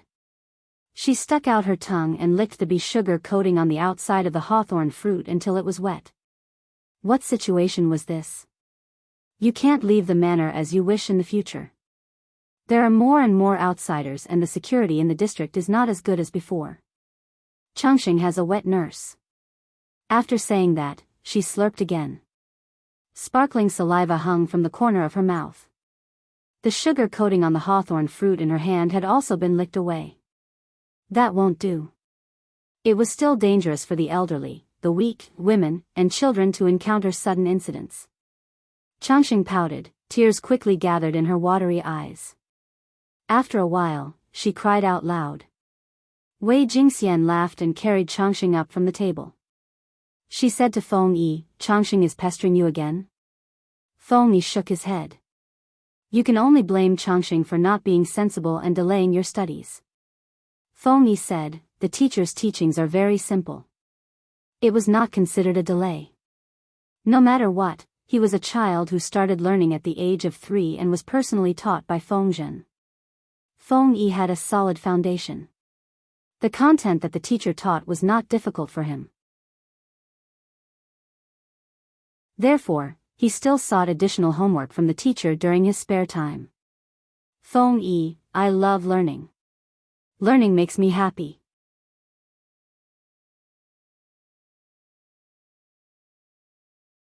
Chapter 902. More and more outsiders poured into Xiangyang district. The already bustling city became livelier. After the new year, the weather became brighter and warmer. At the ends of the streets, one could see travel-worn scholars everywhere. Similar discussions could be heard everywhere in the taverns, tea-houses, and eateries. I heard that the Jinlin Pavilion will open tomorrow.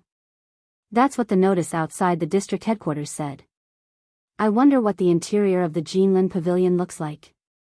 Is it the same inside and out, or is it just a facade? The magistrate of Liuzhou built Wanzhou so well. She wouldn't simply boast, would she? Let's go take a look when the pavilion opens tomorrow. Some people talked about the Jinlin Pavilion, some talked about the current situation in the world, and some talked about Jiang Pengji. She governed Wanzhou until it was prosperous and no one could blame her.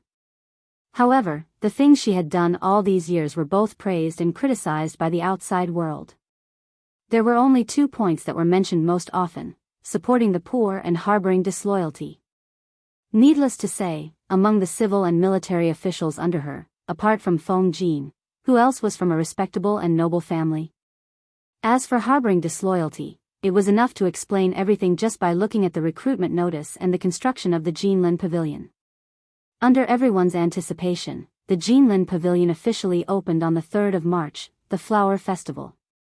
From its appearance, the Jinlin Pavilion was no different from ordinary mansions. It inherited the consistent architectural style of Xiangyang district, simple and elegant. There were soldiers standing guard everywhere outside. Each of them had a cold glint in their eyes and a resolute look on their faces. They stood there motionlessly.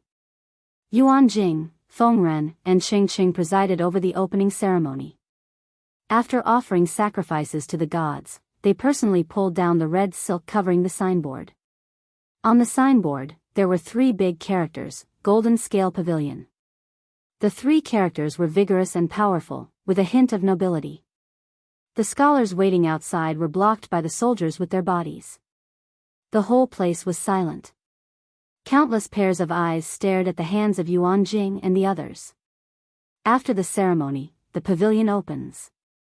Qing Qing and the others wore high hats and wide belts. Their sleeves fluttered and their expressions were solemn. With a squeak, the door of the Jinlin Pavilion opened. At that moment, several rows of soldiers passed through the crowd and arranged for the scholars to enter in an orderly manner. Why can he enter but I can't? The soldier in charge of inspection said, "You can't enter today without a token." Token? What token? The scholar who was stopped frowned fiercely. It seemed that he would not give up until he made it clear. The soldier said, "A few days ago, the district headquarters put up a notice. Anyone who wants to enter the Golden Scale Pavilion has to register and take an examination first. Only after passing can they get a token." Nowadays, paper was still very expensive, and books were even more difficult to find. It was hard to guarantee that he wouldn't run into a book thief with bad character. Su Ku and the others slightly adjusted the threshold to enter the Golden Scale Pavilion. The assessment of literary talent was secondary. The most important thing was to take the opportunity to register the other party's information and put invisible shackles on them. You dare to cause trouble? Every wrong has its perpetrator, and every debt has its debtor. I can always find you by following the vines to the melon. When the scholar heard this, he became angry. An ordinary citizen dared to point fingers at him. Just as he was about to explode, the youth waiting behind him said, "You'd better go and register. It's the same if you come back tomorrow. Don't stand here and waste other people's time." After saying that, the young man walked in front of him and handed over his token. After verifying the authenticity of the name and token, the soldier readily let him in. The scholar from before hurriedly flung his sleeves and angrily went to the side to register. On the other side, the scholars who had already entered let out exclamations of surprise. When they realized that they had lost their composure, they looked at the other people around them who were also stunned. They instantly felt better. They couldn't be blamed for being inexperienced. The scene inside the Golden Scale Pavilion was really beyond their expectations. Although it was called the Golden Scale Pavilion, there were more than one building and one pavilion inside. Currently, only the main building of the Golden Scale Pavilion was open to the public, which was also the largest building in the Golden Scale Pavilion. Looking at the name on the signboard, the crowd felt strange. But when they read the meaning carefully, they could feel the heroic spirit that hit them in the face. It couldn't be more appropriate to give the main building of the Golden Scale Pavilion such a name. The main building was in the shape of a huge ring, and the area it occupied was actually larger than that of an ordinary two-sectioned house. There were 4 large doors, 8 small doors, and 36 wooden windows with hollow patterns. When the door was opened, the interior was brightly lit. Rows of bookshelves surrounded the building in a ring. Many of the bookshelves were already filled with paper books. There was a sign on each bookshelf, which briefly described the type of books on the bookshelf. The interior of the building was ingenious. The bookshelves themselves were divided into private rooms of various sizes. In the private rooms, there were mats for people to rest on. Apart from that, there was also a writing table and a set of brush and ink. What was even more amazing was the design of the dome on the second floor. It made full use of natural light. Even if there was no oil lamp in the room, as long as there was sufficient light outside, the room wouldn't feel dark when the windows on the second floor were opened. This is, the scholars who were qualified to enter the Golden Scale Pavilion approached one after another.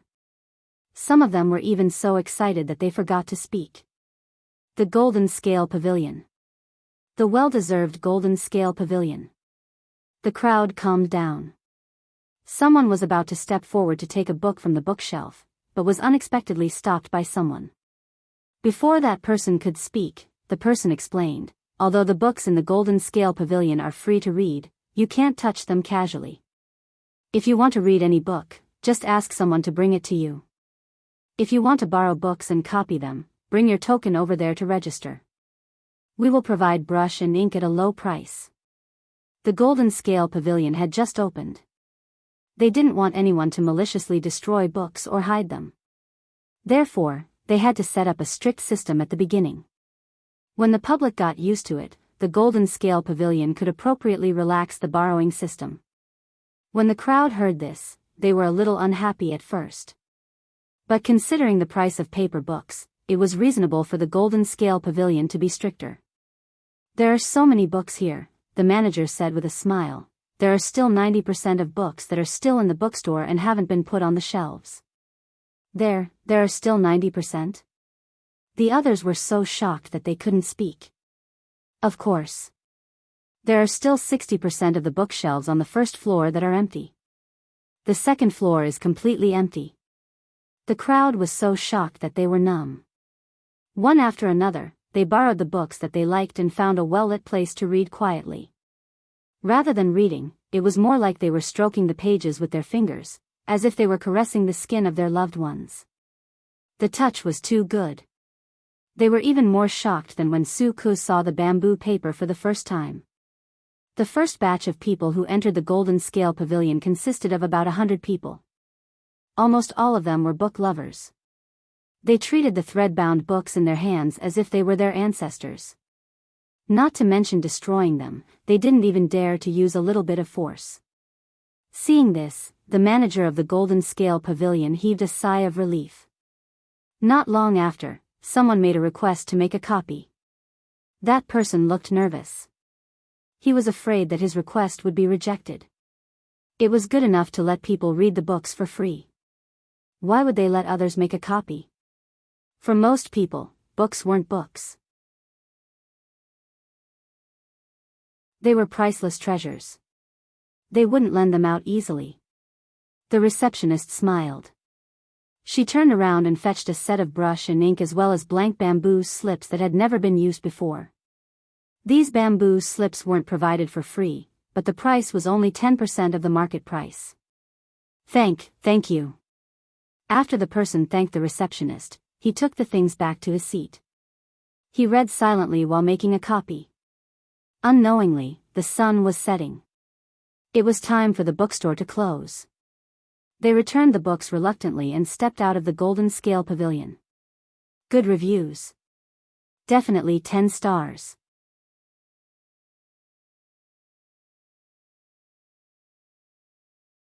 Chapter 903. The popularity of the Golden Scale Pavilion continued to ferment. It was like a shy and delicate flower, emitting a rich and alluring fragrance that constantly attracted its prey to come one after another. The other feudal lords could only watch the heat.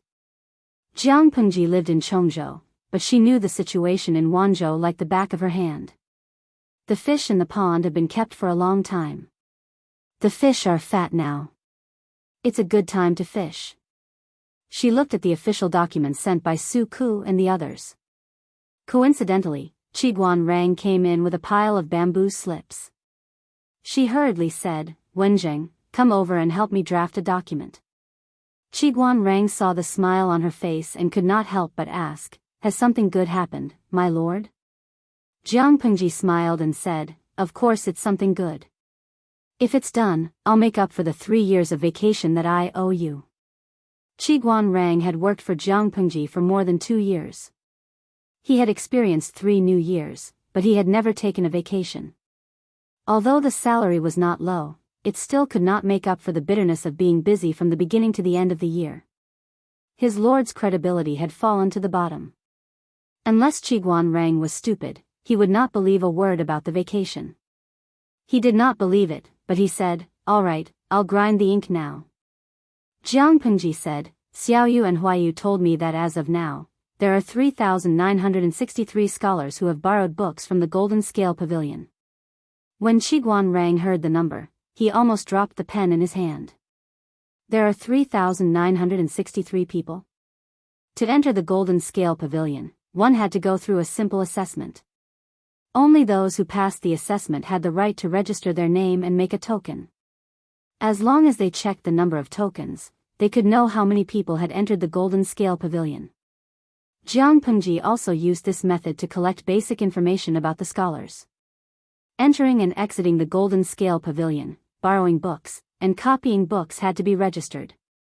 Therefore, she could know how long each person had read, which books they had read, and which books they had copied. Based on the information, she could also roughly judge whether the person was eager to learn, whether they had perseverance, and how good their foundation was. Unknowingly, most of the information about these people had been leaked. Among these people, there is no lack of talented people. I plan to recruit targeted people. Although we are also cultivating our own talents, it will still take a few years.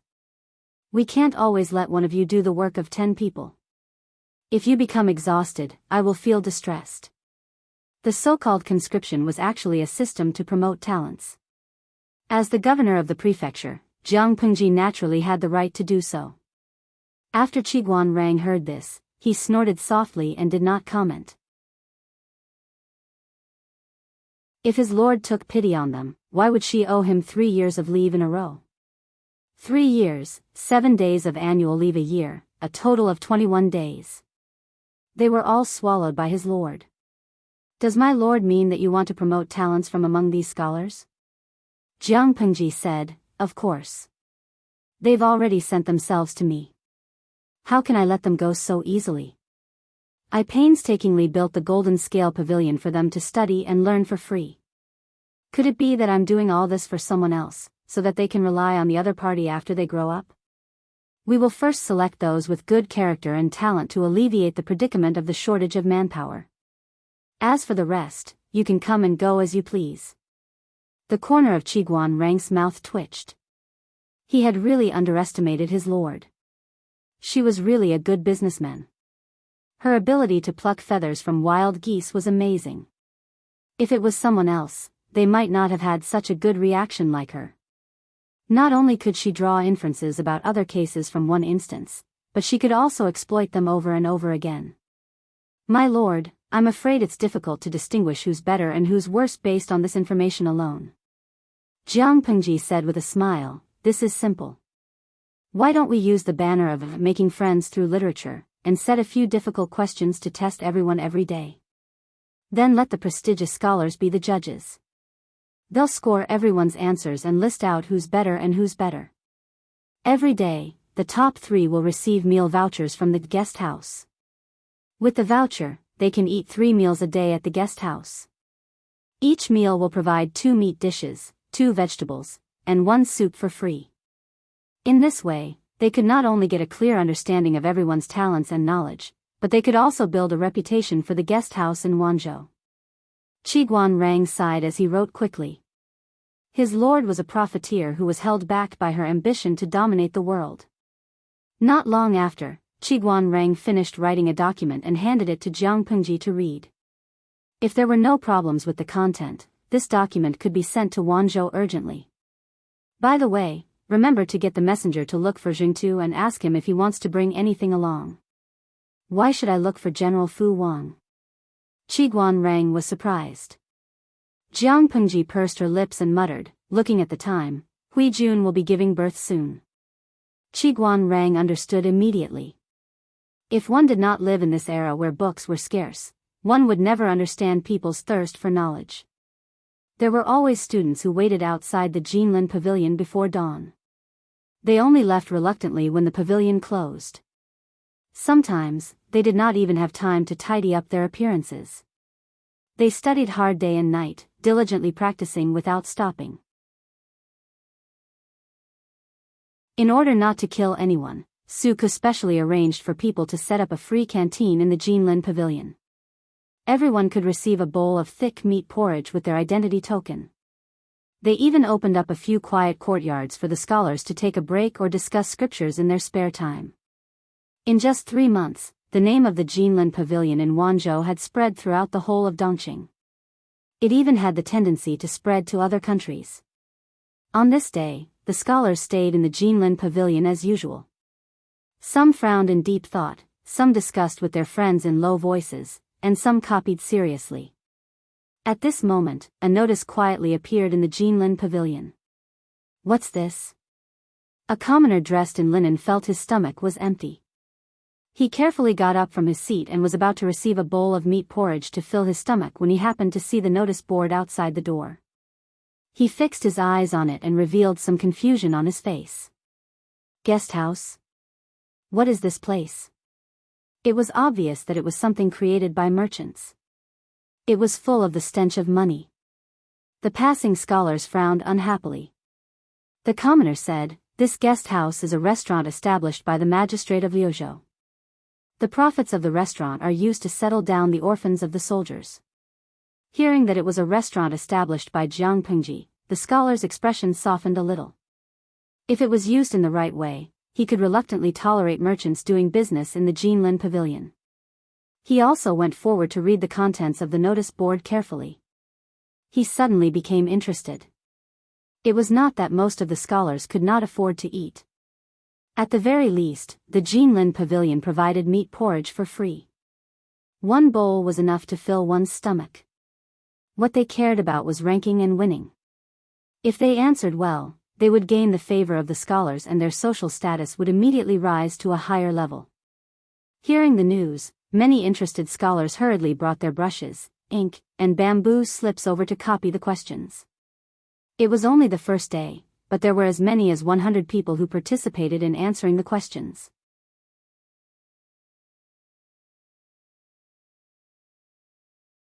Chapter 904.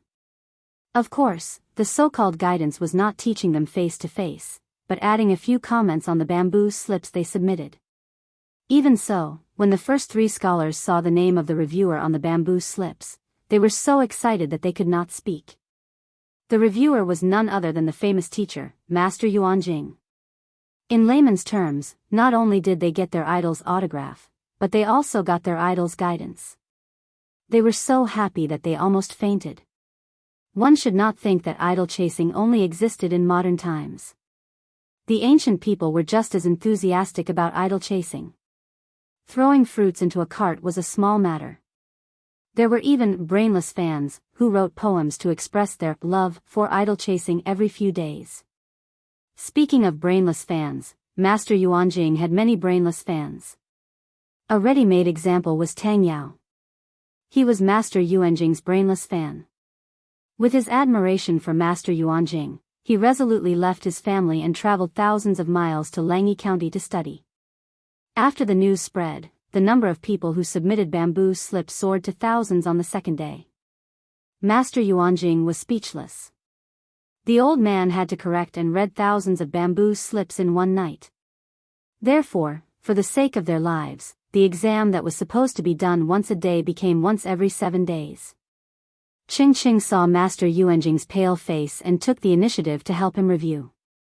If he was lucky, he could discover young people with potential. It turned out that Jiang Pengji's method was very effective. Don't look at how there were only 10 questions each time, but each question hit a very targeted probe. Most of the scholars did not realize that there was something fishy about it. Only a few people who were more sensitive noticed it. Faintly, they felt that it was related to their future, so they paid more attention to the questions. Every time, they deliberated over the questions repeatedly before writing. They did not give a general answer. Instead, they chose to explore deeply, speak freely, and express their opinions directly.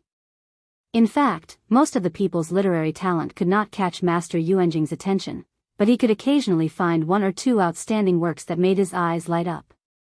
After a few corrections, Master Yuanjing smiled helplessly. There are many moldable talents among them. There is an 80% chance that they will be recruited by the magistrate of Liuzhou. From the contents of the previous answers, many people had realized the hidden meaning behind the 10 questions. At first, they were perfunctory. Later on, they were very attentive. Even a fool could see the motivation behind this change. Jiang Pengji was not very attractive to the scholars who came from aristocratic families. What about those scholars from poor families?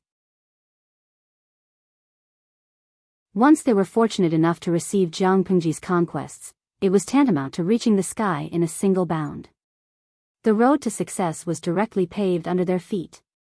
Ching thought for a moment and said, although the Lu Prefecture's overseer is powerful, there aren't many people who can be used.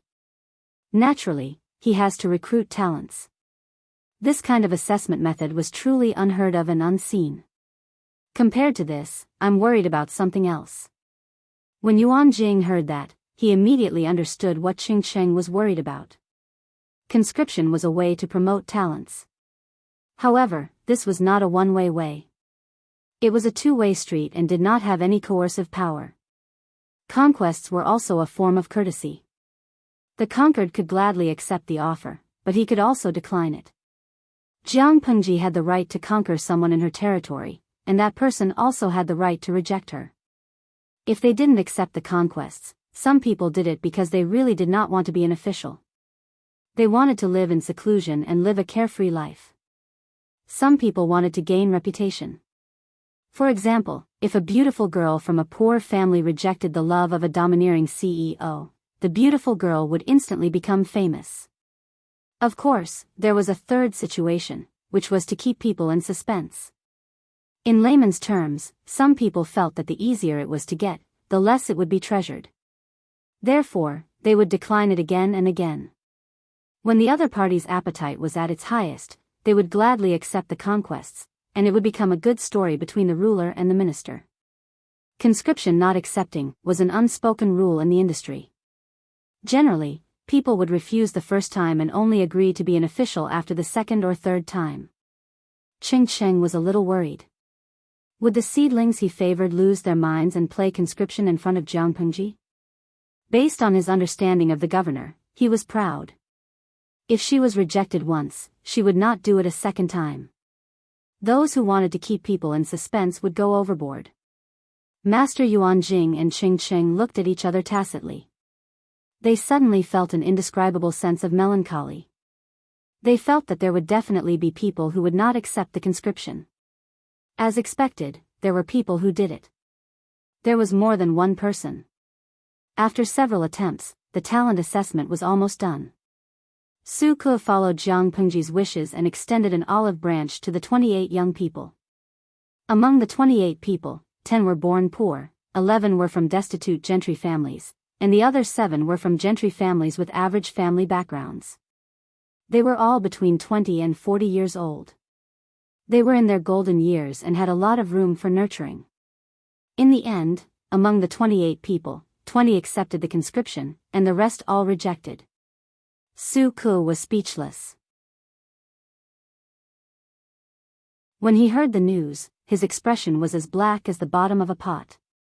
Reading for free, borrowing books, copying books, freeloading the meat porridge provided by the Golden Scale Pavilion, eating to their heart's content with meal vouchers from the reception house. During the conscription, they should at least give them some face. How could they reject them so decisively? Would it kill them to be a little more tactful and save face for both sides? How infuriating. Su Ke was so angry that he could not swallow his rice. Wanzhou had spent a lot of effort to select 28 people from thousands of people, but nearly 1/3 of them had rejected the conscription. At that moment, Su Ke could not help but think, just how despised was Wanzhou? What place in Dongqing could be more peaceful than here? This was already considered a paradise in troubled times, right? When other places could not afford to pay salaries, the average salary in Wanzhou was very high, okay? Benefits were also available. After the probation period, they would immediately have a car, a house, and savings. They would be at the peak of their lives. What a beautiful prospect. The only shortcoming of their master was her gender. In other conditions, she could crush the other feudal forces with 100% certainty. So what if she was a woman? Did she eat their rice? Or did these people think that the forces in Wanzhou were still grassroots and did not deserve to have a golden phoenix? Su Ke wanted to scratch his hair in frustration, but he restrained the impulse. As the chief accountant of Wanzhou and the big boss in charge of finance, he could not lose his composure. Therefore, Su Ke's mind was unusually active, but he appeared cold on the surface. He stared at the document on the table as if he was staring at an enemy. It was not until Feng Jin entered that he saw him like this that he went forward to read the contents of the document. After reading it, his brows furrowed. These people really don't know what's good for them, Su Ke said through gritted teeth. Feng Jin smiled and said, indeed. Since they didn't accept the conscription, then they should just choose someone else. There's no need to be angry. Su Ke's face was gloomy. He said, how can I not be angry? If word gets out now, won't my lord be laughed at? It was fine if 28 people were to be conscripted at once, but 8 people had rejected it. Wasn't this a slap in the face? Feng Jin said in surprise, what does this have to do with my lord being laughed at? Jin had also seen the answers of these people, and they were indeed quite talented. There's ambition in their words. I'm afraid the reason why they rejected the conscription is to build momentum and build a reputation for themselves. One more conscription will do. Su Ke suddenly understood, but then he said angrily, with my lord's temperament, how can she do a second conscription? Feng Jin said straightforwardly, then ignore it. There are other candidates anyway.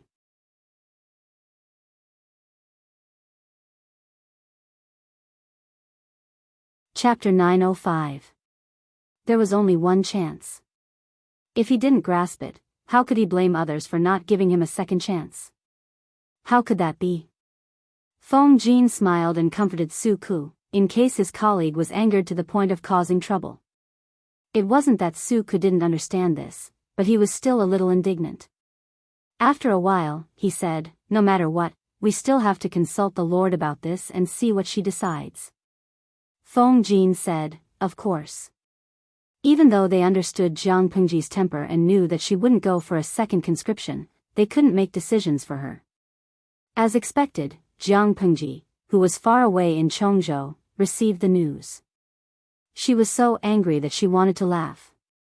The conscription was rejected? Since they don't think highly of me, I won't force them. Wenzheng, draft a document and tell Xiaoyu what to do. Everything will be done according to the rules. Although 20 people agreed, we still don't have enough manpower. Let him continue to filter. Qiguan Rang cupped his hands in acknowledgement. No matter what reason they had for rejecting the conscription, Jiang Pengji would grant them their wish. There was only one chance, and it was always given to those who were prepared. Who would stretch out their face to be slapped a second time after being slapped in the face once? She didn't want her dignity. In the words of the live stream viewers, one had to have the capital to be pretentious. If he wasn't Zhuge Liang, why would he bother with 3 visits to the thatched cottage? Shushan Yali, streamer, don't be angry. Pat your head. Luoyu treading on flowers, it's their loss to lose the chance. Without these people, there are still millions of talents waiting for the streamer. Xiao, in modern times, the streamer is like the CEO of a company. They are freshmen who applied for a job. The company has already decided to hire them, but the freshmen arrogantly rejected them. At this point, they still expect the company's CEO to personally invite them? Do they really think they're Zhuge Liang? Pia Yang, I realize that your focus is a little off. Isn't the focus on the streamer's method of promoting talents? The bullet screen was quickly drowned out by the sea of bullet screens. Qiguan Rang, who was at the side, stole a glance at Feng Zhen. He noticed that the latter was smiling with his eyes squinted, as if he was watching a good show from the sidelines. At noon, Qiguan Rang and Feng Zhen went out together. He lowered his voice and asked, Zhi, what were you laughing at just now? Feng Zhen held a bag of dried and pickled radishes in his hands. He ate them as he walked. He had stolen them from the Chongzhou guesthouse branch. It was salty with a hint of spiciness, and could be used as a snack to grind the teeth. Fortunately, Qiguan Rang wasn't Feng Zhen. Otherwise, how could he stand the sight of Feng Zhen chewing on dried carrots as he walked? She would definitely reprimand him for his lack of manners. Feng Zhen laughed and said, If I don't laugh, am I supposed to go forward and advise my lord to be magnanimous? Of course not. Qiguan Rang furrowed his brows and said, Those 8 people. What a pity. It was an unspoken rule in the industry to refuse a conquest. As long as the person wasn't uninterested in fame or looked down on others, they would usually agree to a second conquest. Feng Zhen said, Don't you know the Lord's temperament? She was very clear in her heart, but she was unwilling to put down her pride and go on a second expedition. Without these 8 people, there would always be others to fill in. If the person who failed was a peerless genius who could conquer the world, he would have the resources to do so, but he was not. It's already good enough that my lord didn't curse him in her heart, let alone go on a second expedition. Qiguan Rang let out a long sigh. How could he not know this? I'm afraid that my lord will be criticized and scolded for being narrow-minded. Can you tolerate such words? What he was afraid of was taking advantage of the situation and directly using his lord's gender as an excuse, saying that a woman was a woman, short-sighted and narrow-minded. Other people could be magnanimous enough to go on a second expedition, but why was she so unreasonable when it came to her, putting on airs after being rejected once? She was so unforgiving and unworthy. Didn't she know that talented people were precious and needed to be accommodated? Feng Zhen laughed and said, Of course I can't tolerate it, but forcing my lord to bend over and do something she doesn't want to do is even more intolerable. Qiguan Rang glanced at Feng Zhen. From his words, it was as if he couldn't bear to see his lord suffer. He raised his hand and snatched the dried carrots from Feng Zhen's hand. Let's see what else this guy could eat. Feng Zhen cried out in sorrow, Let's talk things out. Don't steal my snacks. When the news reached Wanzhou, Su Ku and the others already knew what to do. The first batch of people who agreed to go on the expedition had long been thrown to their posts to hone themselves. He, Feng Zhen, and the others still had to keep an eye on them at all times to prevent any mistakes. The few of them were still steady and honest, and now they were on the right track. With these people, Su Ku clearly felt his workload lighten. Finally, he didn't have to go home day and night. After receiving Jiang Pengji's reply, Su Ku immediately started on the second expedition. This time, he focused on selecting talents in agriculture and water conservancy. Even when the second batch of names was out, the first batch of people who failed to go on the expedition were still anxiously waiting for news. After waiting for a long time, there was still no news. Finally, someone couldn't sit still. This person had used a lot of connections to find out the news. He felt as if he had been struck by lightning. My lord said that a melon that is forcefully picked won't be sweet. Since you have other plans, I wish you success in your career. The person was so angry that his face turned pale. He was ashamed, angry, and embarrassed. Finally, he snorted coldly and angrily flicked his sleeves. A woman is a woman after all. She is shallow and narrow-minded. What kind of future can someone who seeks revenge for the smallest grievance have? Even if we don't talk about being courteous, we should at least have tolerance and magnanimity. Now that I've seen her, she really isn't worth it to rely on. A real man has aspirations. How can he succumb to a woman whose eyelids are as small as beans? It's painful and pitiful. Out of the 8 people who failed to go on the expedition, only 2 chose to remain silent. The other 6 couldn't bear the injustice. They didn't shout abuse, but when they talked about the world situation with their friends, they would always criticize Jiang Pengji. Once their friends spoke up for Jiang Pengji, they would always be refuted. This woman's eyes are as small as beans. If she didn't rely on the reputation of her father, Lu Shi, how could she have the foundation she has today? She's just a woman. Does she really think she can overturn the universe and reverse yin and yang? Don't be fooled by her limitless glory now. In fact, there are many hidden dangers. So what if she controls Chongzhou, Wanzhou, and Hu County? The northern borderline is eyeing her covetously in the north, and the fake emperor is preparing for war in the south. Let's wait and see how long this ignorant woman can be arrogant. Most of the literati cared about their reputation.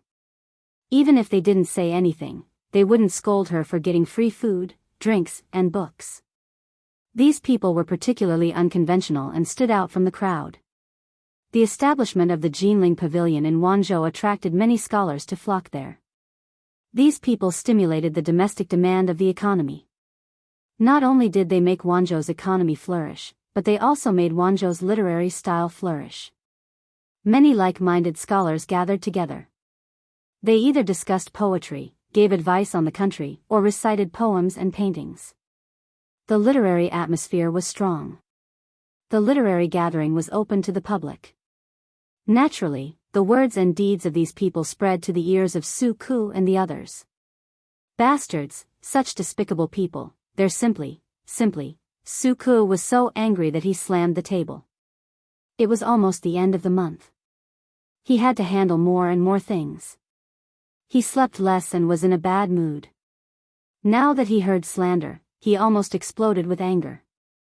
Qing Yuan passed by the door with a stack of bamboo slips in his arms. He heard the commotion inside and let out a long sigh. Su Ku's temper had always been good. Who had the ability to make him so irritable?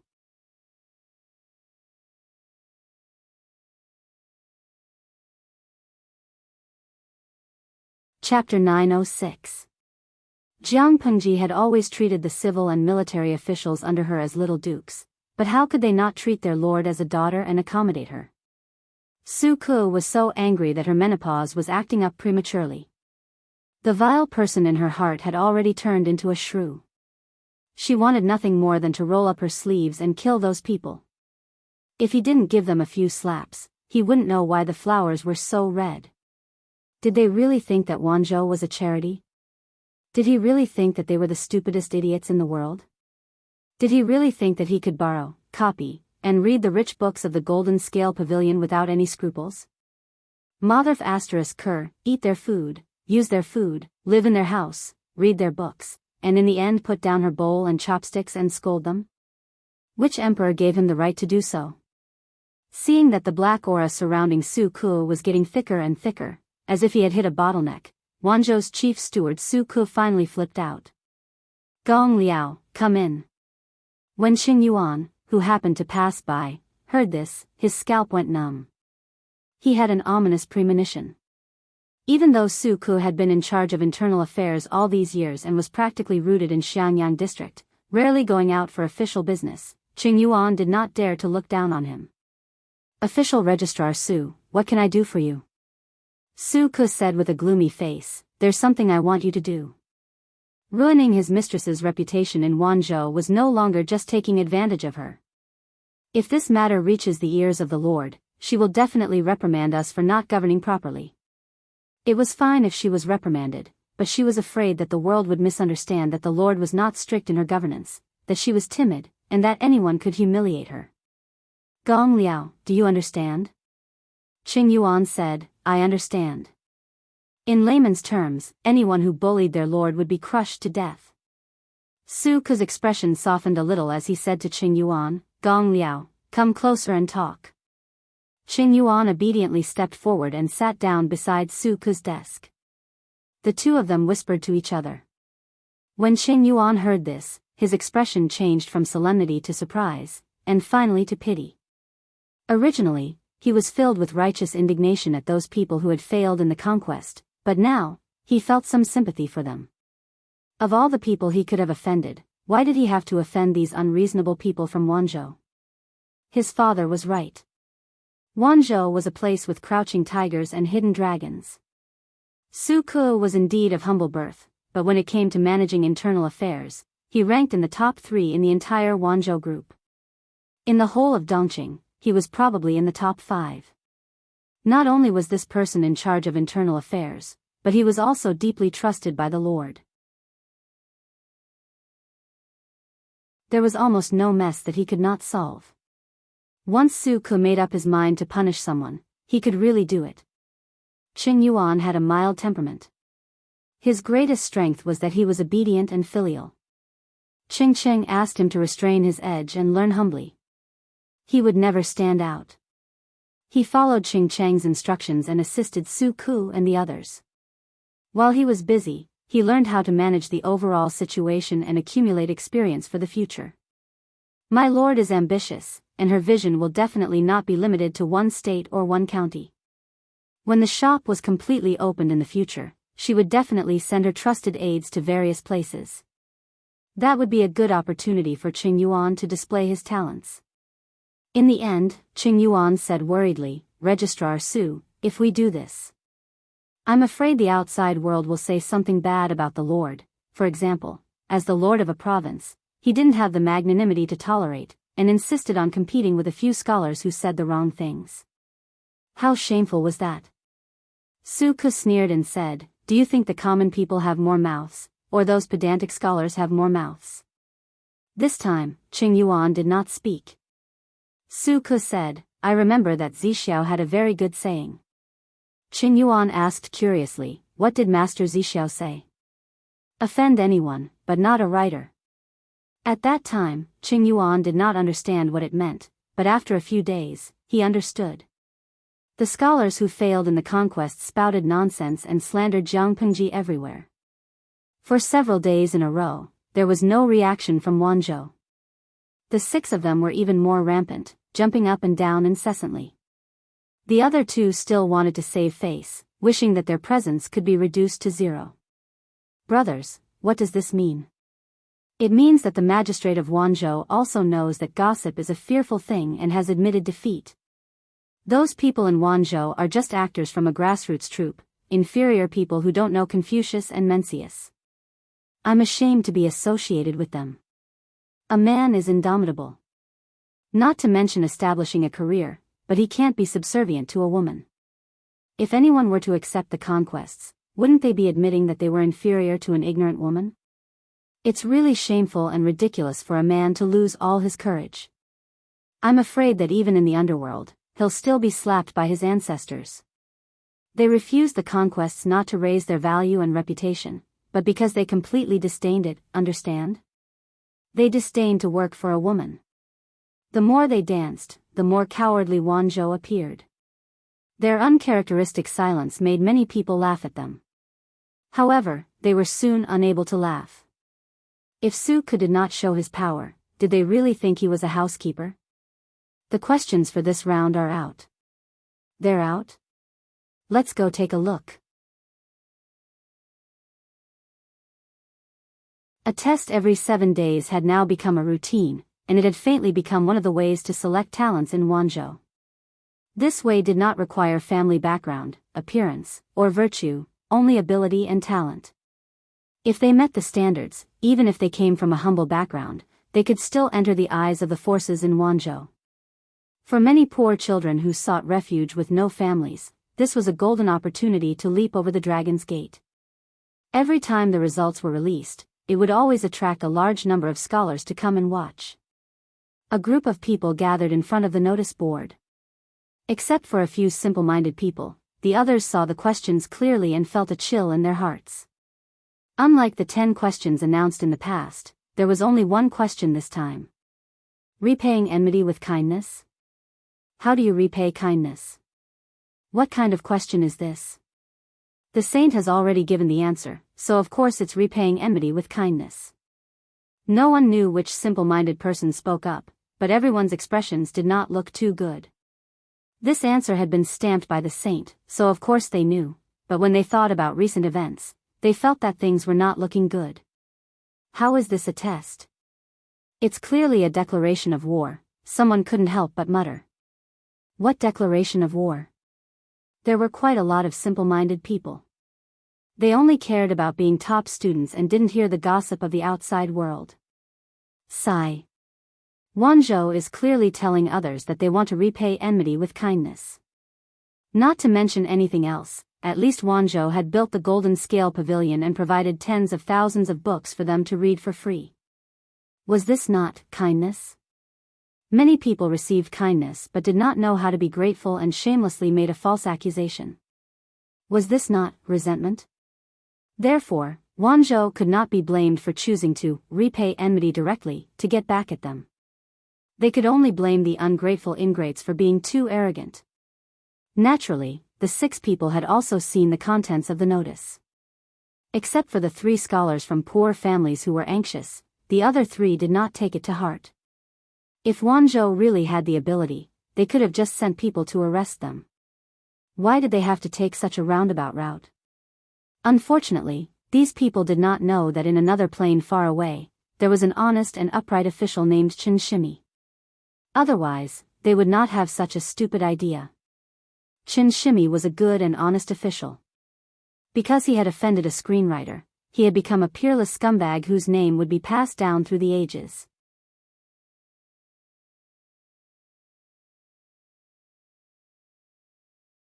Chapter 907. When it came to scumbags, they thought of Qin Shimi. They thought of how he abandoned his wife and son in order to curry favor with the rich and powerful. He could be said to be the representative of scumbags since ancient times. How many people knew that not only did Qin Shimi not abandon his wife and son, but he was also an honest, upright, and outspoken official? This was the power of scholars. With a pen, they could poke a person on the pillar of shame in history and be spurned by people for generations to come. As for the truth? Haha, haven't you heard of this saying, open your mouth to start a rumor, but run your legs to refute it? The people loved melodramatic gossip and preferred stories with ups and downs. As for the truth, few people cared. That Lu Shi is really a shrew. Does she want to shed all pretense of cordiality and hold it against us? She's a woman. How can she not hold a grudge? Someone snorted disdainfully, but there was a flash of guilt in his eyes. However, this trace of guilt was quickly buried. Jinlin Pavilion was open to the public for free. They had also obtained the right to enter the pavilion. Of course, they were qualified to enjoy all the benefits inside. They did not owe Wanzhou anything. Whether it was borrowing books, copying books, or other benefits, they were all voluntarily provided by Wanzhou. Since it was voluntary, they could not be considered to have received Wanzhou's favor. In this way, how could it be considered to be returning good for evil? Did Wanzhou still want to act like a hooligan and demand repayment? They verbally despised Jiang Pengji's gender, but they were not too stupid. After all, Jiang Pengji had power and influence, but they did not. When they saw the topic on the notice board, they panicked for a while, then immediately comforted themselves. 2 days passed, and nothing happened. As expected, it's just a bluff. They had been quiet for 2 days, but now they jumped out again. Not only did they slander Jiang Pengji, but they even criticized Jinlin Pavilion. No matter how they became famous, at least their reputation was better than many unknown people. Black and red were still red. However, the atmosphere was not right. Soon, they could not laugh anymore. The scholars who had been chatting with them were all gone. Every time they approached them to discuss something, they would always be rejected with all sorts of reasons. When many familiar faces saw their faces, they covered their noses with their sleeves and quickly walked around them. Occasionally, they could even hear people whispering and glancing at them from time to time. Their eyes were filled with disdain. My dear brothers, in the courtyard of the poetry meet, he saw a few friends sitting on the ground in the distance. Everyone had a satisfied smile on their faces, as though they were discussing something. One of them came forward, but before he could bow, the others scattered like birds and beasts. That person stood rooted to the ground like a block of wood. His face turned red and then green. He was both embarrassed and angry. With great difficulty, he managed to stop a young, thin, and weak scholar and interrogate him. No matter what, he was still a fighter who dared to fight against power. Why did others treat him like this? The scholar said, "You still don't know what happened? I've been focused on studying the ancient books these days. How could I have the time to care about what's going on outside?" There were too many good books in the Golden Scale Pavilion, and he always felt that he didn't have enough time to study. When the scholar from a poor family heard this, the disdain in the depths of his eyes deepened. Before he could react, the scholar said, "If you don't know, you can go to the Golden Scale Market for a while and you'll know." After saying this, the scholar from a poor family was afraid that others would see him mingling with him, so he hurriedly left. The Golden Scale Market was a commercial market not far from the Golden Scale Pavilion. It was also specially built by Jianghu. The Golden Scale Pavilion brought a large flow of people, which was an excellent business opportunity. The flow of people was huge, and the business was prosperous. Many people embarked on the road to becoming rich. The Golden Scale Market was full of shops. This was an era where entertainment was lacking. Only Wanzhou had some variety. Many scholars liked to listen to storytellers there. Under Wei Si's leadership, the storytelling industry in Wanzhou was under the unified jurisdiction of the government. The industry rules were strict.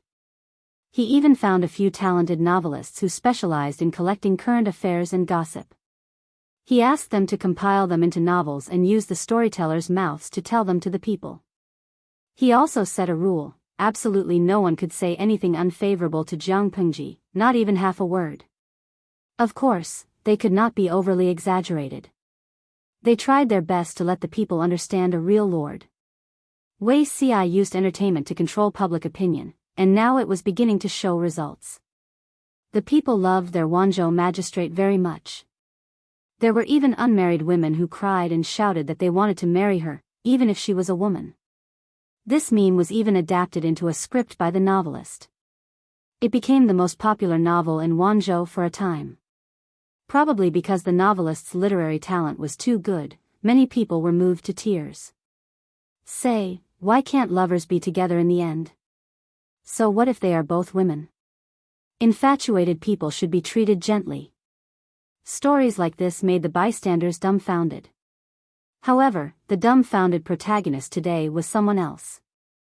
That person heard the words of the scholar and hurried to the Golden Scale Market. When he passed by a tea house, he suddenly heard his name. He looked in the direction of the voice and saw many people surrounding the tea house. A storyteller in a scholarly robe was telling a story with great emotion. He stood still and listened for a while. His expression became darker and darker. After a long time, the storyteller patted the ruler and said, "If you want to know more, listen to the next chapter." After saying that, he returned to his seat and drank a mouthful of tea to moisten his lips. The people nearby wailed, "You old man, aren't you a little too disloyal? Why are you deliberately blocking here and making people unable to go up or down? That's right, finish it in one go. If you don't finish, I feel like there's a cat scratching at my heart. Sigh, I can't sleep today. Even storytellers can't be so broken. You're obviously deliberately leaving people hanging. One day, with a knife in hand, I'll kill all the sequence-breaking dogs in the world." The storyteller raised his eyelids and said, "How is it that I'm unwilling to speak? It's clearly that I haven't gotten the manuscript for the next chapter." The people fell silent, but after a moment, they were filled with righteous indignation again. That Zhao Kuang is really shameless. He holds his bowl to eat and then puts it down to curse. Even the women in the brothel wouldn't be so shameless. Hey, I'm not happy when you say that. What's wrong with the women in the brothel? They give money in one hand and take off their pants in the other. It's a proper transaction. They're not like those people, each more shameless than the other. It's just like the book said. More than 10 years of sage books have been learned by the dog. When Zhao Kuang, who was outside the tea house, heard this, his chest tightened and he almost vomited blood. He hurriedly grabbed someone to ask about the contents of the book. That person was also enthusiastic and opened his mouth. A young man named Zhao Kuang heard that a free academy had opened in another country. He and 5 like-minded friends went there to study. Unexpectedly, they encountered bandits and the 6 of them got separated. Zhao Kuang was also lucky. He was saved by a simple tree demon in the mountains. Zhao Kuang was surprised by the beauty of the tree demon. He used flowery words to trick the tree demon into liking him and coaxed the simple tree demon to follow him. Little did he know that Zhao Kuang already had a wife in his hometown. A few days later, Zhao Kuang continued on his journey with the money provided by the tree demon. When he arrived at the academy, Zhao Kuang squandered without restraint. He pretended to be a noble son of an aristocratic family and gained the favor of a great scholar surnamed Lu. The great scholar felt that Zhao Kuang's temperament wasn't firm. After testing him, he didn't intend to put him in an important position. Coincidentally, Zhao Kuang heard that the great scholar had countless books and went to borrow some from the great scholar. The great scholar borrowed them and Zhao Kuang benefited greatly from the books. Using this opportunity, he received help from a noble and was promoted all the way. After he became famous, the tree demon came to Zhao Kuang to repay his debt. However, Zhao Kuang said that the tree demon had bewitched him and burned him to death. When the great scholar heard this, he felt indignant for the tree demon. Everyone knew that the great scholar had lent books to Zhao Kuang, but Zhao Kuang said that his success was all due to his talent and that it had nothing to do with the great scholar borrowing books.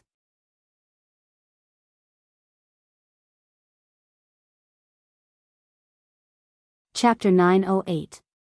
After saying so much, his tongue was dry. The scholar hurriedly asked, "What's next?" The storyteller cursed his bad luck. There's nothing else. The story had just reached the most fascinating part, but there was nothing else. No wonder the commoners were so angry. Nothing else? The commoner curled his lips. There was a hint of anger in his words. He raised his hand and pointed at the storyteller in the room. Didn't you hear what that bastard old man said? The next chapter hasn't been written yet, but according to tradition, Zhao Huang, that shameless villain, will not have a good ending. The scholar was furious when he heard this. He said angrily, "You're just a commoner. Who gave you the guts to talk about a scholar? Wasn't Zhao Huang his name?" The commoner in front of him said in front of him that he would not have a good ending. How could Zhao Huang take this lying down? Zhao Huang flew into a rage without warning. The commoner was shocked. After coming back to his senses, the commoner also became angry. He said, "That's the convention. Who dares to violate the rules of this industry?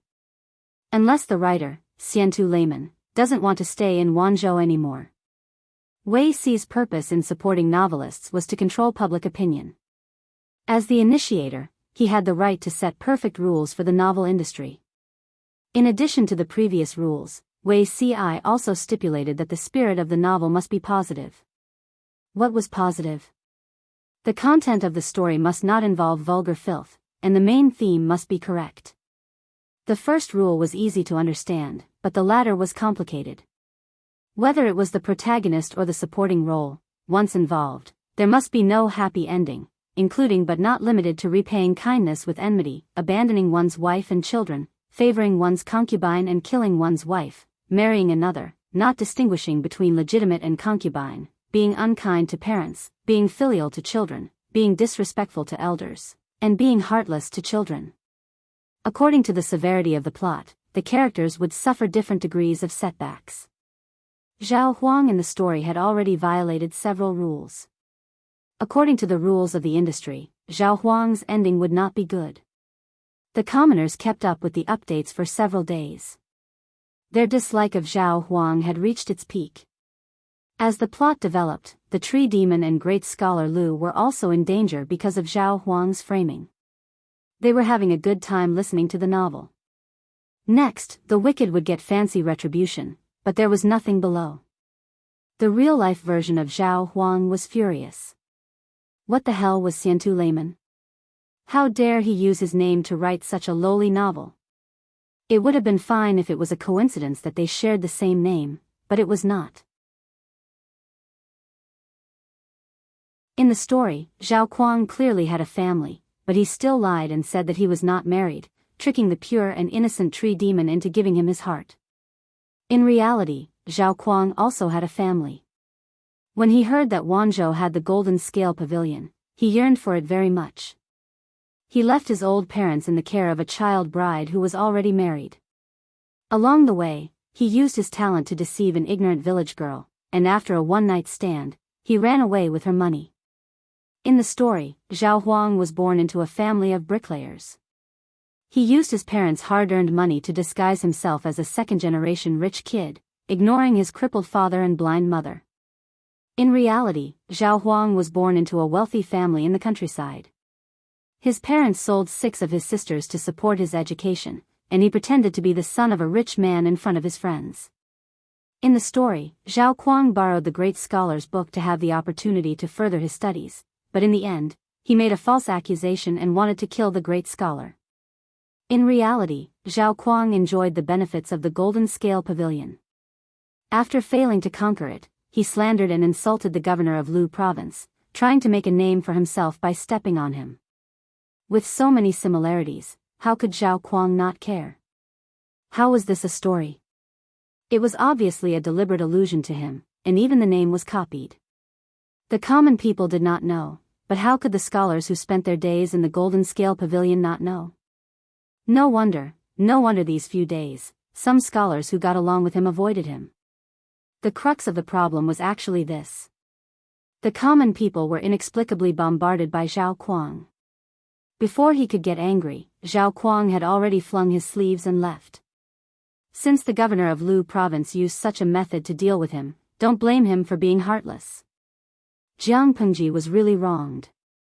She was so busy, how could she have the time to care about 1 or 2 small shrimps? Zhao Kuang shamelessly stayed in the Golden Scale Pavilion. In his opinion, being ostracized and treated coldly by a few scholars was nothing. It was naive and laughable that the governor of Lu province wanted to use such a method to deal with him. Did the matter end there? Of course not. Monk Xiangfeng was a penholder in Wanzhou. He was best at writing all kinds of stories, and he was quite famous in the streets. This time, he did not write 1 story, but 6 short stories linked together to form a series. In addition to The Legend of Zhao Kuang, there were 5 other books. The male protagonist of each book was an ungrateful person. His actions were hateful and made people's teeth itch. After writing 2 short stories, the gossipy common people found the prototype of the male protagonist through clues. After understanding it in detail, they exploded in anger. Was their governor someone who could be insulted by just anyone? How could an ungrateful person have the face to stand on the land of Wanzhou? Was it reasonable to return evil for good? F***ck off. Why didn't he just soar to the sky on the monkey? Coincidentally, at this time, the people who used return evil for good? How do you repay good? The test results for this topic were out. Zhao Kuang and the others wanted to cry but had no tears.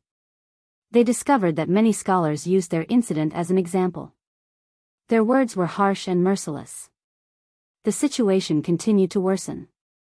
The landlord of the folk house, a small temple cannot accommodate a great Buddha. I don't want the rent for 10 days. Let's go, let's go. The waiter of the tea house, we are all serious businessmen. We only do business as human beings, not animals. Don't block the way. The manager of the restaurant, I'm sorry, sir. There's a sign in front of the door. Our land is barren and unruly, full of wicked people. 2 strong men with thick arms and wooden mallets stood at the door. Two pairs of tiger eyes stared at them fiercely, like wild beasts looking for food.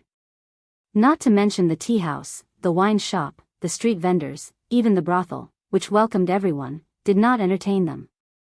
One of them was particularly unlucky. One night, he went to the brothel to seek pleasure.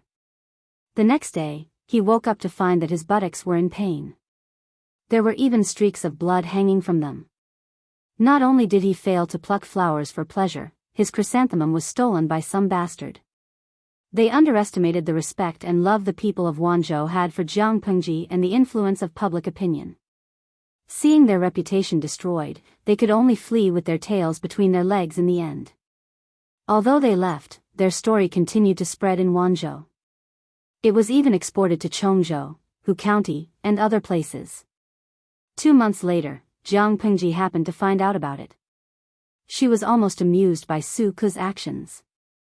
Jiang Pengji said to Fengzhen, "Xiaoyu, you don't have to be so angry. They're just a few scholars who don't know how to appreciate favors. They insulted me. Just chase them out of the Jinling Pavilion and blacklist them forever. Why do you have to go through all this trouble?"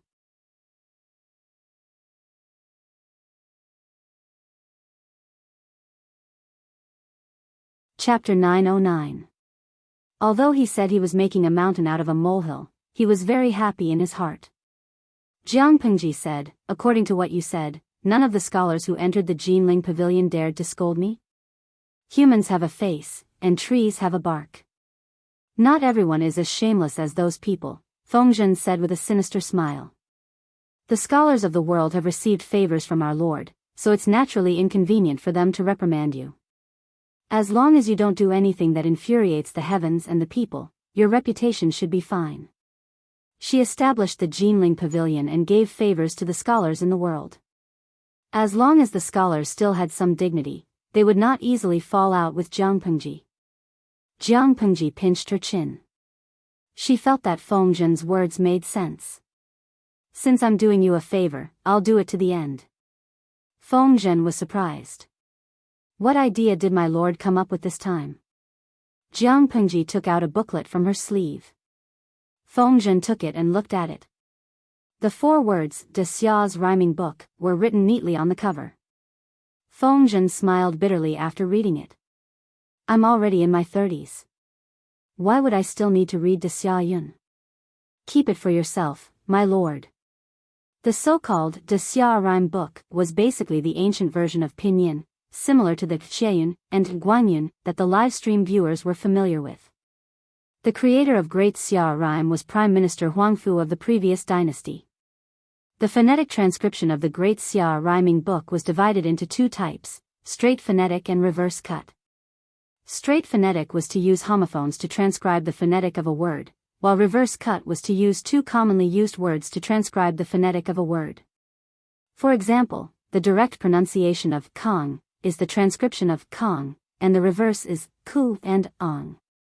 Thanks to this book of rhymes of the Great Xia dynasty, after the Great Xia dynasty split up, the official language of the 5 countries became the same. Otherwise, there would be different dialects in the world, and it would be impossible for them to communicate properly. Children had to memorize the initial consonants and final consonants in the De Xia rhyming book for the sake of learning in the future. However, the scarier part was that there were 49 initial consonants and 181 final consonants in De Xia rhyming book. Before Meng Tong's enlightenment, he had to memorize 230 common words. In layman's terms, before teaching a person how to read, the person must have a certain level of literacy.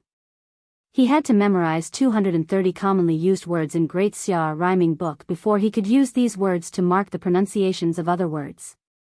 Children's enlightenment was slow, and it was difficult for the common people to develop their wisdom.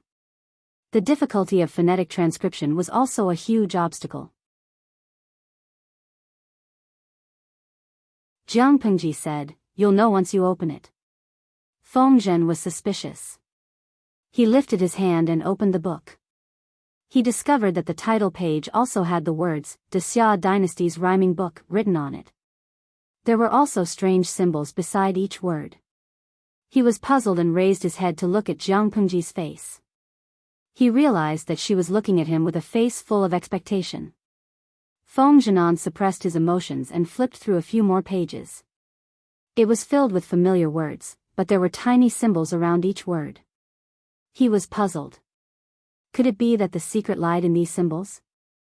Feng Zhen thought about it and began to carefully search for the similarities between these symbols. Indeed, he really did find some patterns. The more he searched, the more frightened Feng Zhen became. It was rare for Lungzi to put his heart and soul into something, and the audience in the live broadcast room was also writing at a great speed. Why? They all knew that Jiang Pengji came from the interstellar world of the future, but she had never spoken a word of her hometown. She didn't even write the word hometown.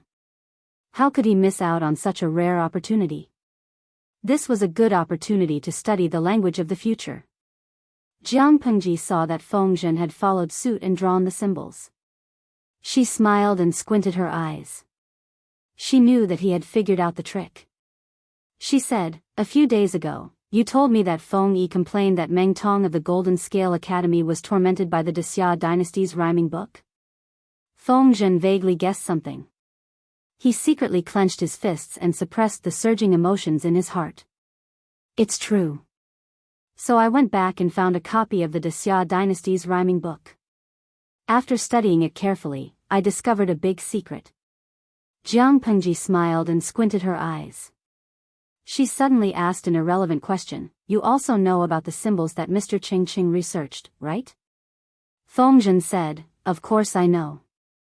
Because of the symbols, the celebrities gathered in Wanzhou were in a heated argument.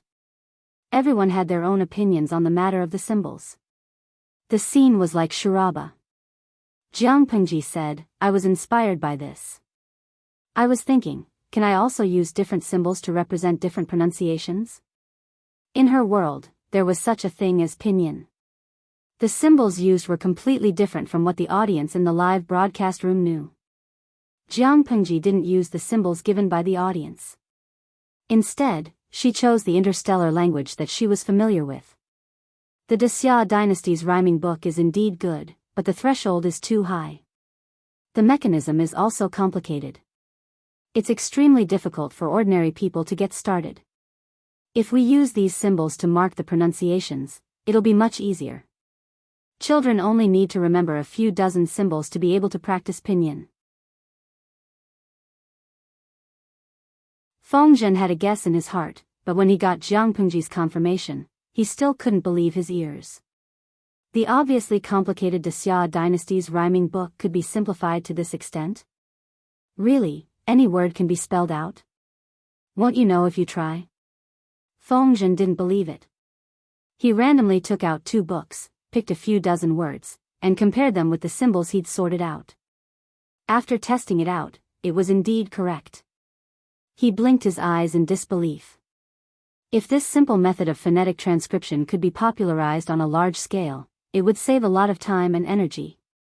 It would also lower the threshold for people to study and give more people from poor families the hope of studying.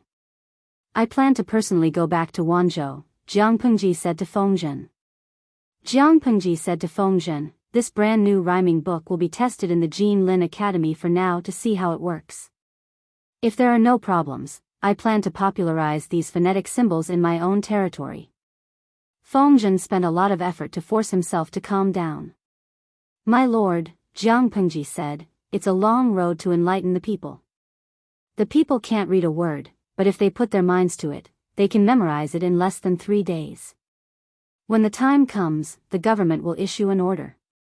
One will be written in normal words, and the other will be marked with symbols. The people can use the phonetic symbols they've memorized to spell out the words one by one. Think about it, if that's the case, how much effort can the government save?" The low literacy rate of the people indirectly affected the efficiency of the government's issuing of government orders. Because they couldn't read, they didn't know what the government had issued. Their eyes were blank, and they couldn't understand anything. If they could spell out the words themselves, they would know what was written on the notice. Even if they couldn't read the words, they could read them out. Feng Zhen felt his mouth go dry. He stared at his lord blankly. He didn't look like he was looking at his lord, but like he was looking at a god. Seeing that Feng Zhen didn't respond, Jiang Pengji threw the rhyming book of Xia and said angrily, "Do you agree or not?" Feng Zhen was stunned. How could he not agree to such a good thing? Besides, the Lord was the Lord. She was the one who made the decisions. Why was she asking him? Feng Zhen said, "Everything is up to you, my lord." Zhen. I'm willing to be at your beck and call, even if I have to die 1,000 times. Jiang Pengji said, "All right, let's agree. The affairs of Wanzhou are all in your hands." Feng Zhen heard clearly what Jiang Pengji said and broke out in a cold sweat. Huh? Jiang Pengji said, "Didn't I say before that I want to go back to Wanzhou? I asked you if you agreed. You said that I would make the decision."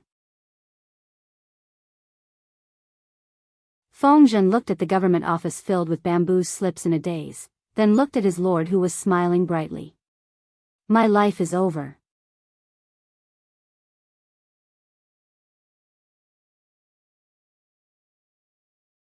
Chapter 9-10. Feng Zisher, that's your lord, not your daughter. Don't be coaxed by her sweet words and forget everything, okay? Qiguan Rang had returned from his patrol and found that his lord had disappeared without a trace. He was furious. Feng Zhen felt wronged too. How would he know that his lord was so treacherous? His lord disappeared without a trace. His heart was tired. Qiguan Rang let out a long sigh. Fortunately, the aristocratic families in Chongzhou are holding each other back and can't recover for the time being. There's no need to worry even if my lord isn't here. If Chongzhou really needed Jiang Pengji, according to his lord's personality, she wouldn't leave the mess behind and leave. Now, forget it, let her be. Other than compromise, Qiguan Rang couldn't think of a second choice. Feng Zhen sneered. Wenzheng, you're talking about me. Aren't you the same? After saying that, Feng Zhen sighed in his heart and thought, it wasn't that they were being played by their lord. It was clear that they spoiled their lord too much and deliberately let her have her way. The two of them didn't know that their lord, who said she wanted to return to Wanzhou, had taken a small detour on her way back and turned to another place. It was the height of summer and the sun was shining brightly. Under the command of Wei Ci and the others, the main roads in Shangjing had been completed. The buildings in the city were also planned. Zixiao, eat some watermelon. This watermelon has been soaked in a well and is very cold. Eat some to relieve the heat so that you won't faint from the heat. Zhang Ping played the role of a nanny dutifully. He couldn't wait to serve Wei Ci, the porcelain beauty. Wei Ci looked up at the sound and took a plate of watermelon from Zhang Ping. The skin was peeled off and the flesh was cut into evenly sized pieces. It was placed on the plate. It was bright red and looked very appetizing. Wei Ci laughed. How can I be so weak? You, on the other hand, are paying less and less attention to your appearance. Look at Zhang Ping's attire. He was dressed in coarse linen clothes and his long hair was wrapped in a cloth. He also had a wet face cloth on his head to block the sun. Why else would they say that Zixiao is an immortal who descended from the heavens and we are mere mortals made of mud? Xiao Guang was panting heavily. His clothes were drenched in sweat again and again. The skin that was exposed was tanned to a dark brown color. He laughed and teased Wei Ci, Zixiao, look at Shiheng and then look at Guang, one is darker than the other. On the other hand, your skin is still as white as snow. I am very jealous when I see it. Xiao Guang had only joined Wanzhou later, but he, Wei Ci, and Zhang Ping had lived and eaten together at the construction site in Shangjing for a year, so they naturally had a deep bond. Wei Ci smiled. His skin glowed faintly under the sunlight. He was as pure as a celestial being. What's there to be jealous of? In Ci's opinion, he's at a great disadvantage. Wei Ci joked, I spend a lot of time under the scorching sun every day, but my skin never gets tanned. Those who don't know what's going on might think that I'm slacking off and trying to fish in troubled waters. Wei Ci and Xiao Guang were chatting and laughing when the messenger rushed over in a hurry. Wei Ci furrowed his brows. What happened? The messenger replied, reporting to the 3 sirs, "The Lord is outside the camp." "What?" The 3 of them widened their eyes in astonishment. Wei Ci, who had not sweated before, could not help but break out in fine, hot sweat on his forehead. "Quickly go and welcome the Lord." Jiang Pengji's arrival was too sudden. The 3 of them had not received any news at all. After a flurry of activity, Wei Ci and the others finally saw Jiang Pengji. They bowed respectfully. "Greetings, my lord." "No need to be so polite. I was just about to rush back to Wanzhou from Chongzhou, so I stopped by to see you." Jiang Pengji dismounted from the horse and took off the bamboo hat on her head to block the sun. She stood in front of the 3 of them and let out a long sigh. "Zixiao has tanned. Shiheng and Chongming have also lost a lot of weight." Zhang Ping and Xiao Guang were speechless. "It's not hard at all. It's my duty to share the Lord's worries and burdens." The 3 of them bowed again, but they could not help but complain in their hearts. They said that Wei Ci had tanned. "Are you sure there's nothing wrong with his eyes, my lord?" Jiang Pengji had rushed back to Wanzhou for important matters. She made a small detour to Shangjing, so she did not stay for long. The night was cool. Jiang Pengji went to Wei Ci's door and knocked lightly. "My lord?" Wei Ci was dressed in pajamas and had a light cloak draped over his shoulders. "What brings you here so late at night?" Jiang Pengji entered in a flash and said with a smile, "Zixiao, did you receive the letter I sent you?" Wei Ci's hand trembled and his heart skipped a beat. He had the urge to break into a run and run out of the house. I received it." His heart was flustered and his mind was in a mess. His cheeks were flushed. "It's good that you received it." Jiang Pengji sat down as if there was no one else around.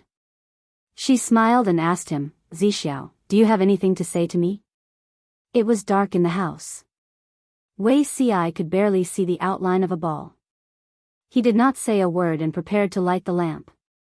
"Zixiao, come here." "There's no need to light the lamp." Wei Ci could only retract his foot that had taken half a step and turn to sit near her.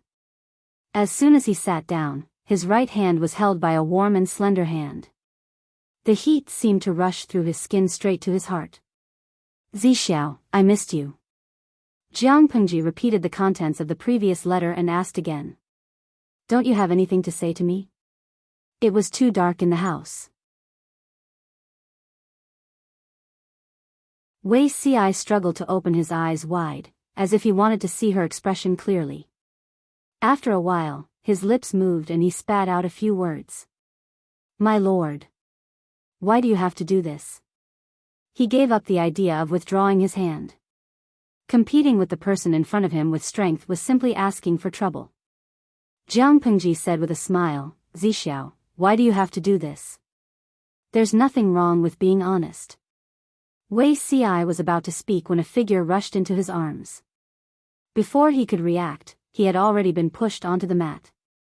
At this moment, his heartbeat showed signs of breaking through the limit.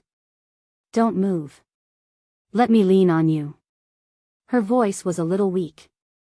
He rarely heard it. Even during the most dangerous times in his previous life, Her Majesty was so stubborn that she refused to give in. Those who provoked her would be killed.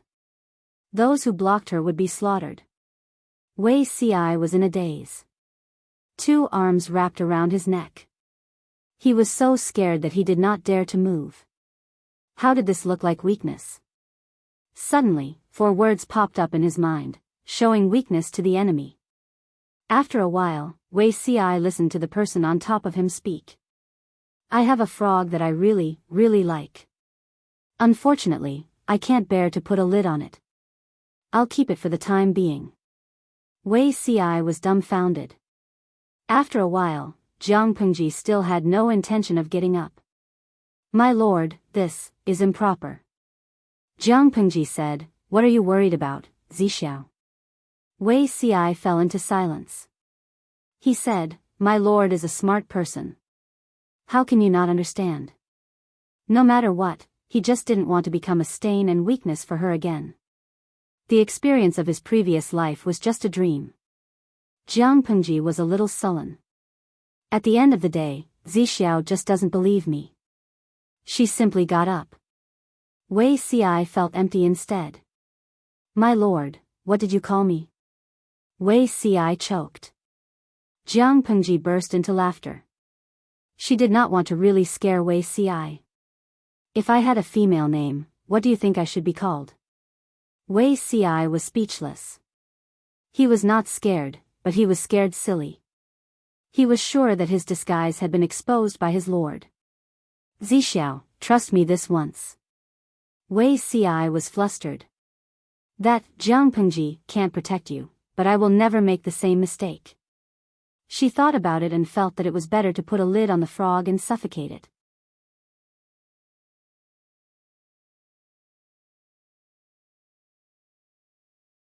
Chapter 9-11. My lord, Wei Ci was supposed to be conflicted and in pain, but he had to admit that at that moment, his heart was jumping with joy. Do you believe me? Jiang Pengji raised her hand to pinch his chin, straightened his face, and looked him in the eye. Wei Ci laughed bitterly and said, My lord, you still don't understand. Other than you, there is no one else in the world who can make me believe so. Jiang Pengji was startled. It was her turn to jump with joy. However, Wei Ci was an ostrich. How could he let her be happy? He immediately added, because of this, can I ask you for a favor? Jiang Pengji said without thinking, I refuse. Wei Ci was forced into a corner by her. My lord, why don't you listen to what it is? When it comes out of your mouth, pleasant words can make me jump for joy, and unpleasant words can make me feel annoyed and depressed. It's a 50-50 ratio. You said something that made me jump with joy just now, and the next sentence will definitely not be good. Rather than listening to it, it's better not to listen. Wei Ci was convinced. When was Her Majesty so willful in her previous life? Wei Ci said, I have to say it even if you don't want to listen. My lord, do you know what I want? Jiang Pengji said, your mind is too sensitive and deep. I dare not guarantee that I know everything, but I am sure that I can give you what you want. Wei Ci's face was bitter. He said, I want the world to be peaceful. You can indeed give it to me. In the depths of his heart, there was a small voice saying, but, why did he want the person in front of him? This was probably the most daring idea Wei Ci had ever had in his life. As long as he still had a trace of rationality, he would not let this terrible idea have a chance to see the light of day again. Jiang Pengji asked with a smile, the world to be peaceful and the people to live and work in peace? This has always been what you want to achieve, and it is what I hope to achieve. However, other than these, do you have no other selfish motives? For example, do you want the person in front of you? Who cares? I'll cook this frog and eat it first. Jump all you want. If you have the guts, try jumping again. After hearing this, Wei Ci felt as if he had been struck by lightning. His whole body stiffened and he did not dare to move. It wasn't just that the other party had exposed his most obscure and filthy thoughts, but also, Wei Ci realized that something was wrong and subconsciously held Jiang Pengji's right hand with both of his hands. This person was supporting himself with his left hand while his right hand reached for the belt around his waist. Unexpectedly, the other party didn't use much strength, and he easily stopped her. Wei Ci spoke abruptly. Not now. As soon as he said it, he regretted it and wanted to bite off his tongue. A direct rejection was better than these 5 words. Not now? When would that be? He could have rejected her decisively, but now he was left with a blank space that made one's imagination roam. After hearing that, Jiang Pengji's mood suddenly improved. She smiled and leaned close to Wei Ci's neck to whisper. Forget it. It's rare for Zixiao to take the initiative, so I'm satisfied. She grabbed his left hand with her right hand and lay down beside him. Wei Ci swallowed nervously. His Adam's apple squirmed a few times. He tried to struggle a little, but the other party refused to let go of his hand. Master, you can't sleep here. If others were to find out, even if the 2 of them were innocent, they would not be able to extricate themselves. Those who are innocent will be innocent. Those who are impure will be impure. I'm not afraid. What are you afraid of? Jiang Pengji opened her eyes and said inexplicably, I'll wait for you for another 10 years at most. Wei Ci was startled and seemed to understand something. He said sadly, Master, you don't have to wait. Now, Jiang Pengji tilted her head. With a teasing look in her eyes, she added, Are you sure I don't have to wait? You were resisting in all kinds of ways just now, but now you can't wait anymore. What I want to say is, after 10 years, if you still have a reluctant attitude, I really can't help but eat you up. Do you know what kind of eating it is, Zixiao? Wei Ci was speechless. When it came to acting like a hooligan, even if there were 10 of him, he might not be a match for Jiang Pengji. Why is my lord so obsessed with me? Wei Ci could not help but ask a narcissistic question. Was it because he was good-looking? Jiang Pengji said, Zixiao just said that there is no one else in the world who can make you believe in me so much. Then I also want to say that there is no one else in the world who can make me feel so compatible with you. I have very high requirements. I either don't want anyone, or I want the best and most suitable person. I think you are that person. The room was pitch black and the surroundings were quiet. Wei Ci had never been so excited before. His heart seemed to want to jump out of his throat.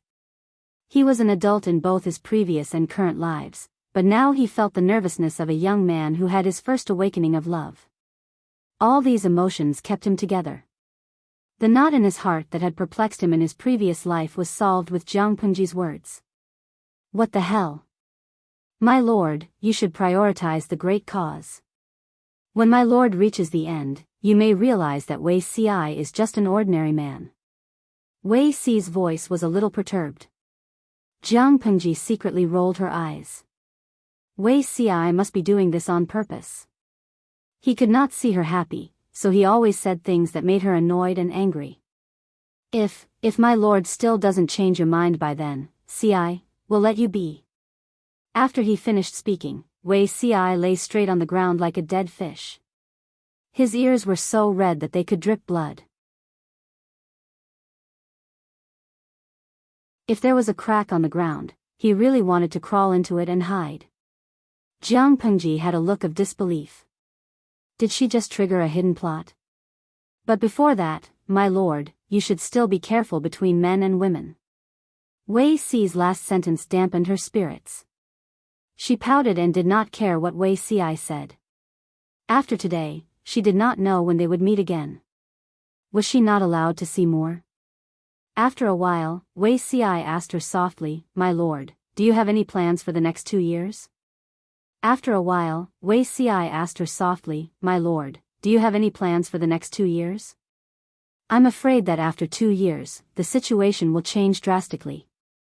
There were too many changes in the past and present lives, but Wei Ci knew the capabilities of the feudal lords. His lord's recuperation for 2 years meant that she could not intervene in the war. She could only stay in the north, which gave the feudal lords a chance to develop their power. He said, the Su brothers come from famous families and are all ambitious. Zhe County has abundant provisions and has a geographical advantage. They can rely on this place to gather talents and have a bright future. Yang Jian's son, Yang Tao. He alone is not a threat, but Yan Lin by his side is not easy to deal with. With Yan Lin's assistance, Yang Tao may be able to take over the false emperor's foundation. His future is limitless. And that Huang Song, my lord, you are brothers with him, but... Before Wei Ci could finish, Jiang Pengji sneered and said, sharpening the knife will not delay the work of cutting firewood. What are we afraid of? After we take care of the northern borderline, we'll deal with them later. Not to mention 2 years, even if it's 20 years, we'll still beat them until they cry for their parents. Jiang Pengji's power was concentrated in the north, and the surrounding areas were all difficult to deal with. After she took care of the northern borderline, it would be a critical moment when her vitality was greatly weakened. It was very likely that a few of her neighbors would join forces to target her. But would she be afraid of that? You're tuning into the Biyao's Wuxia Chronicles YouTube channel. Don't forget to subscribe and join us on this journey to catch the most captivating stories.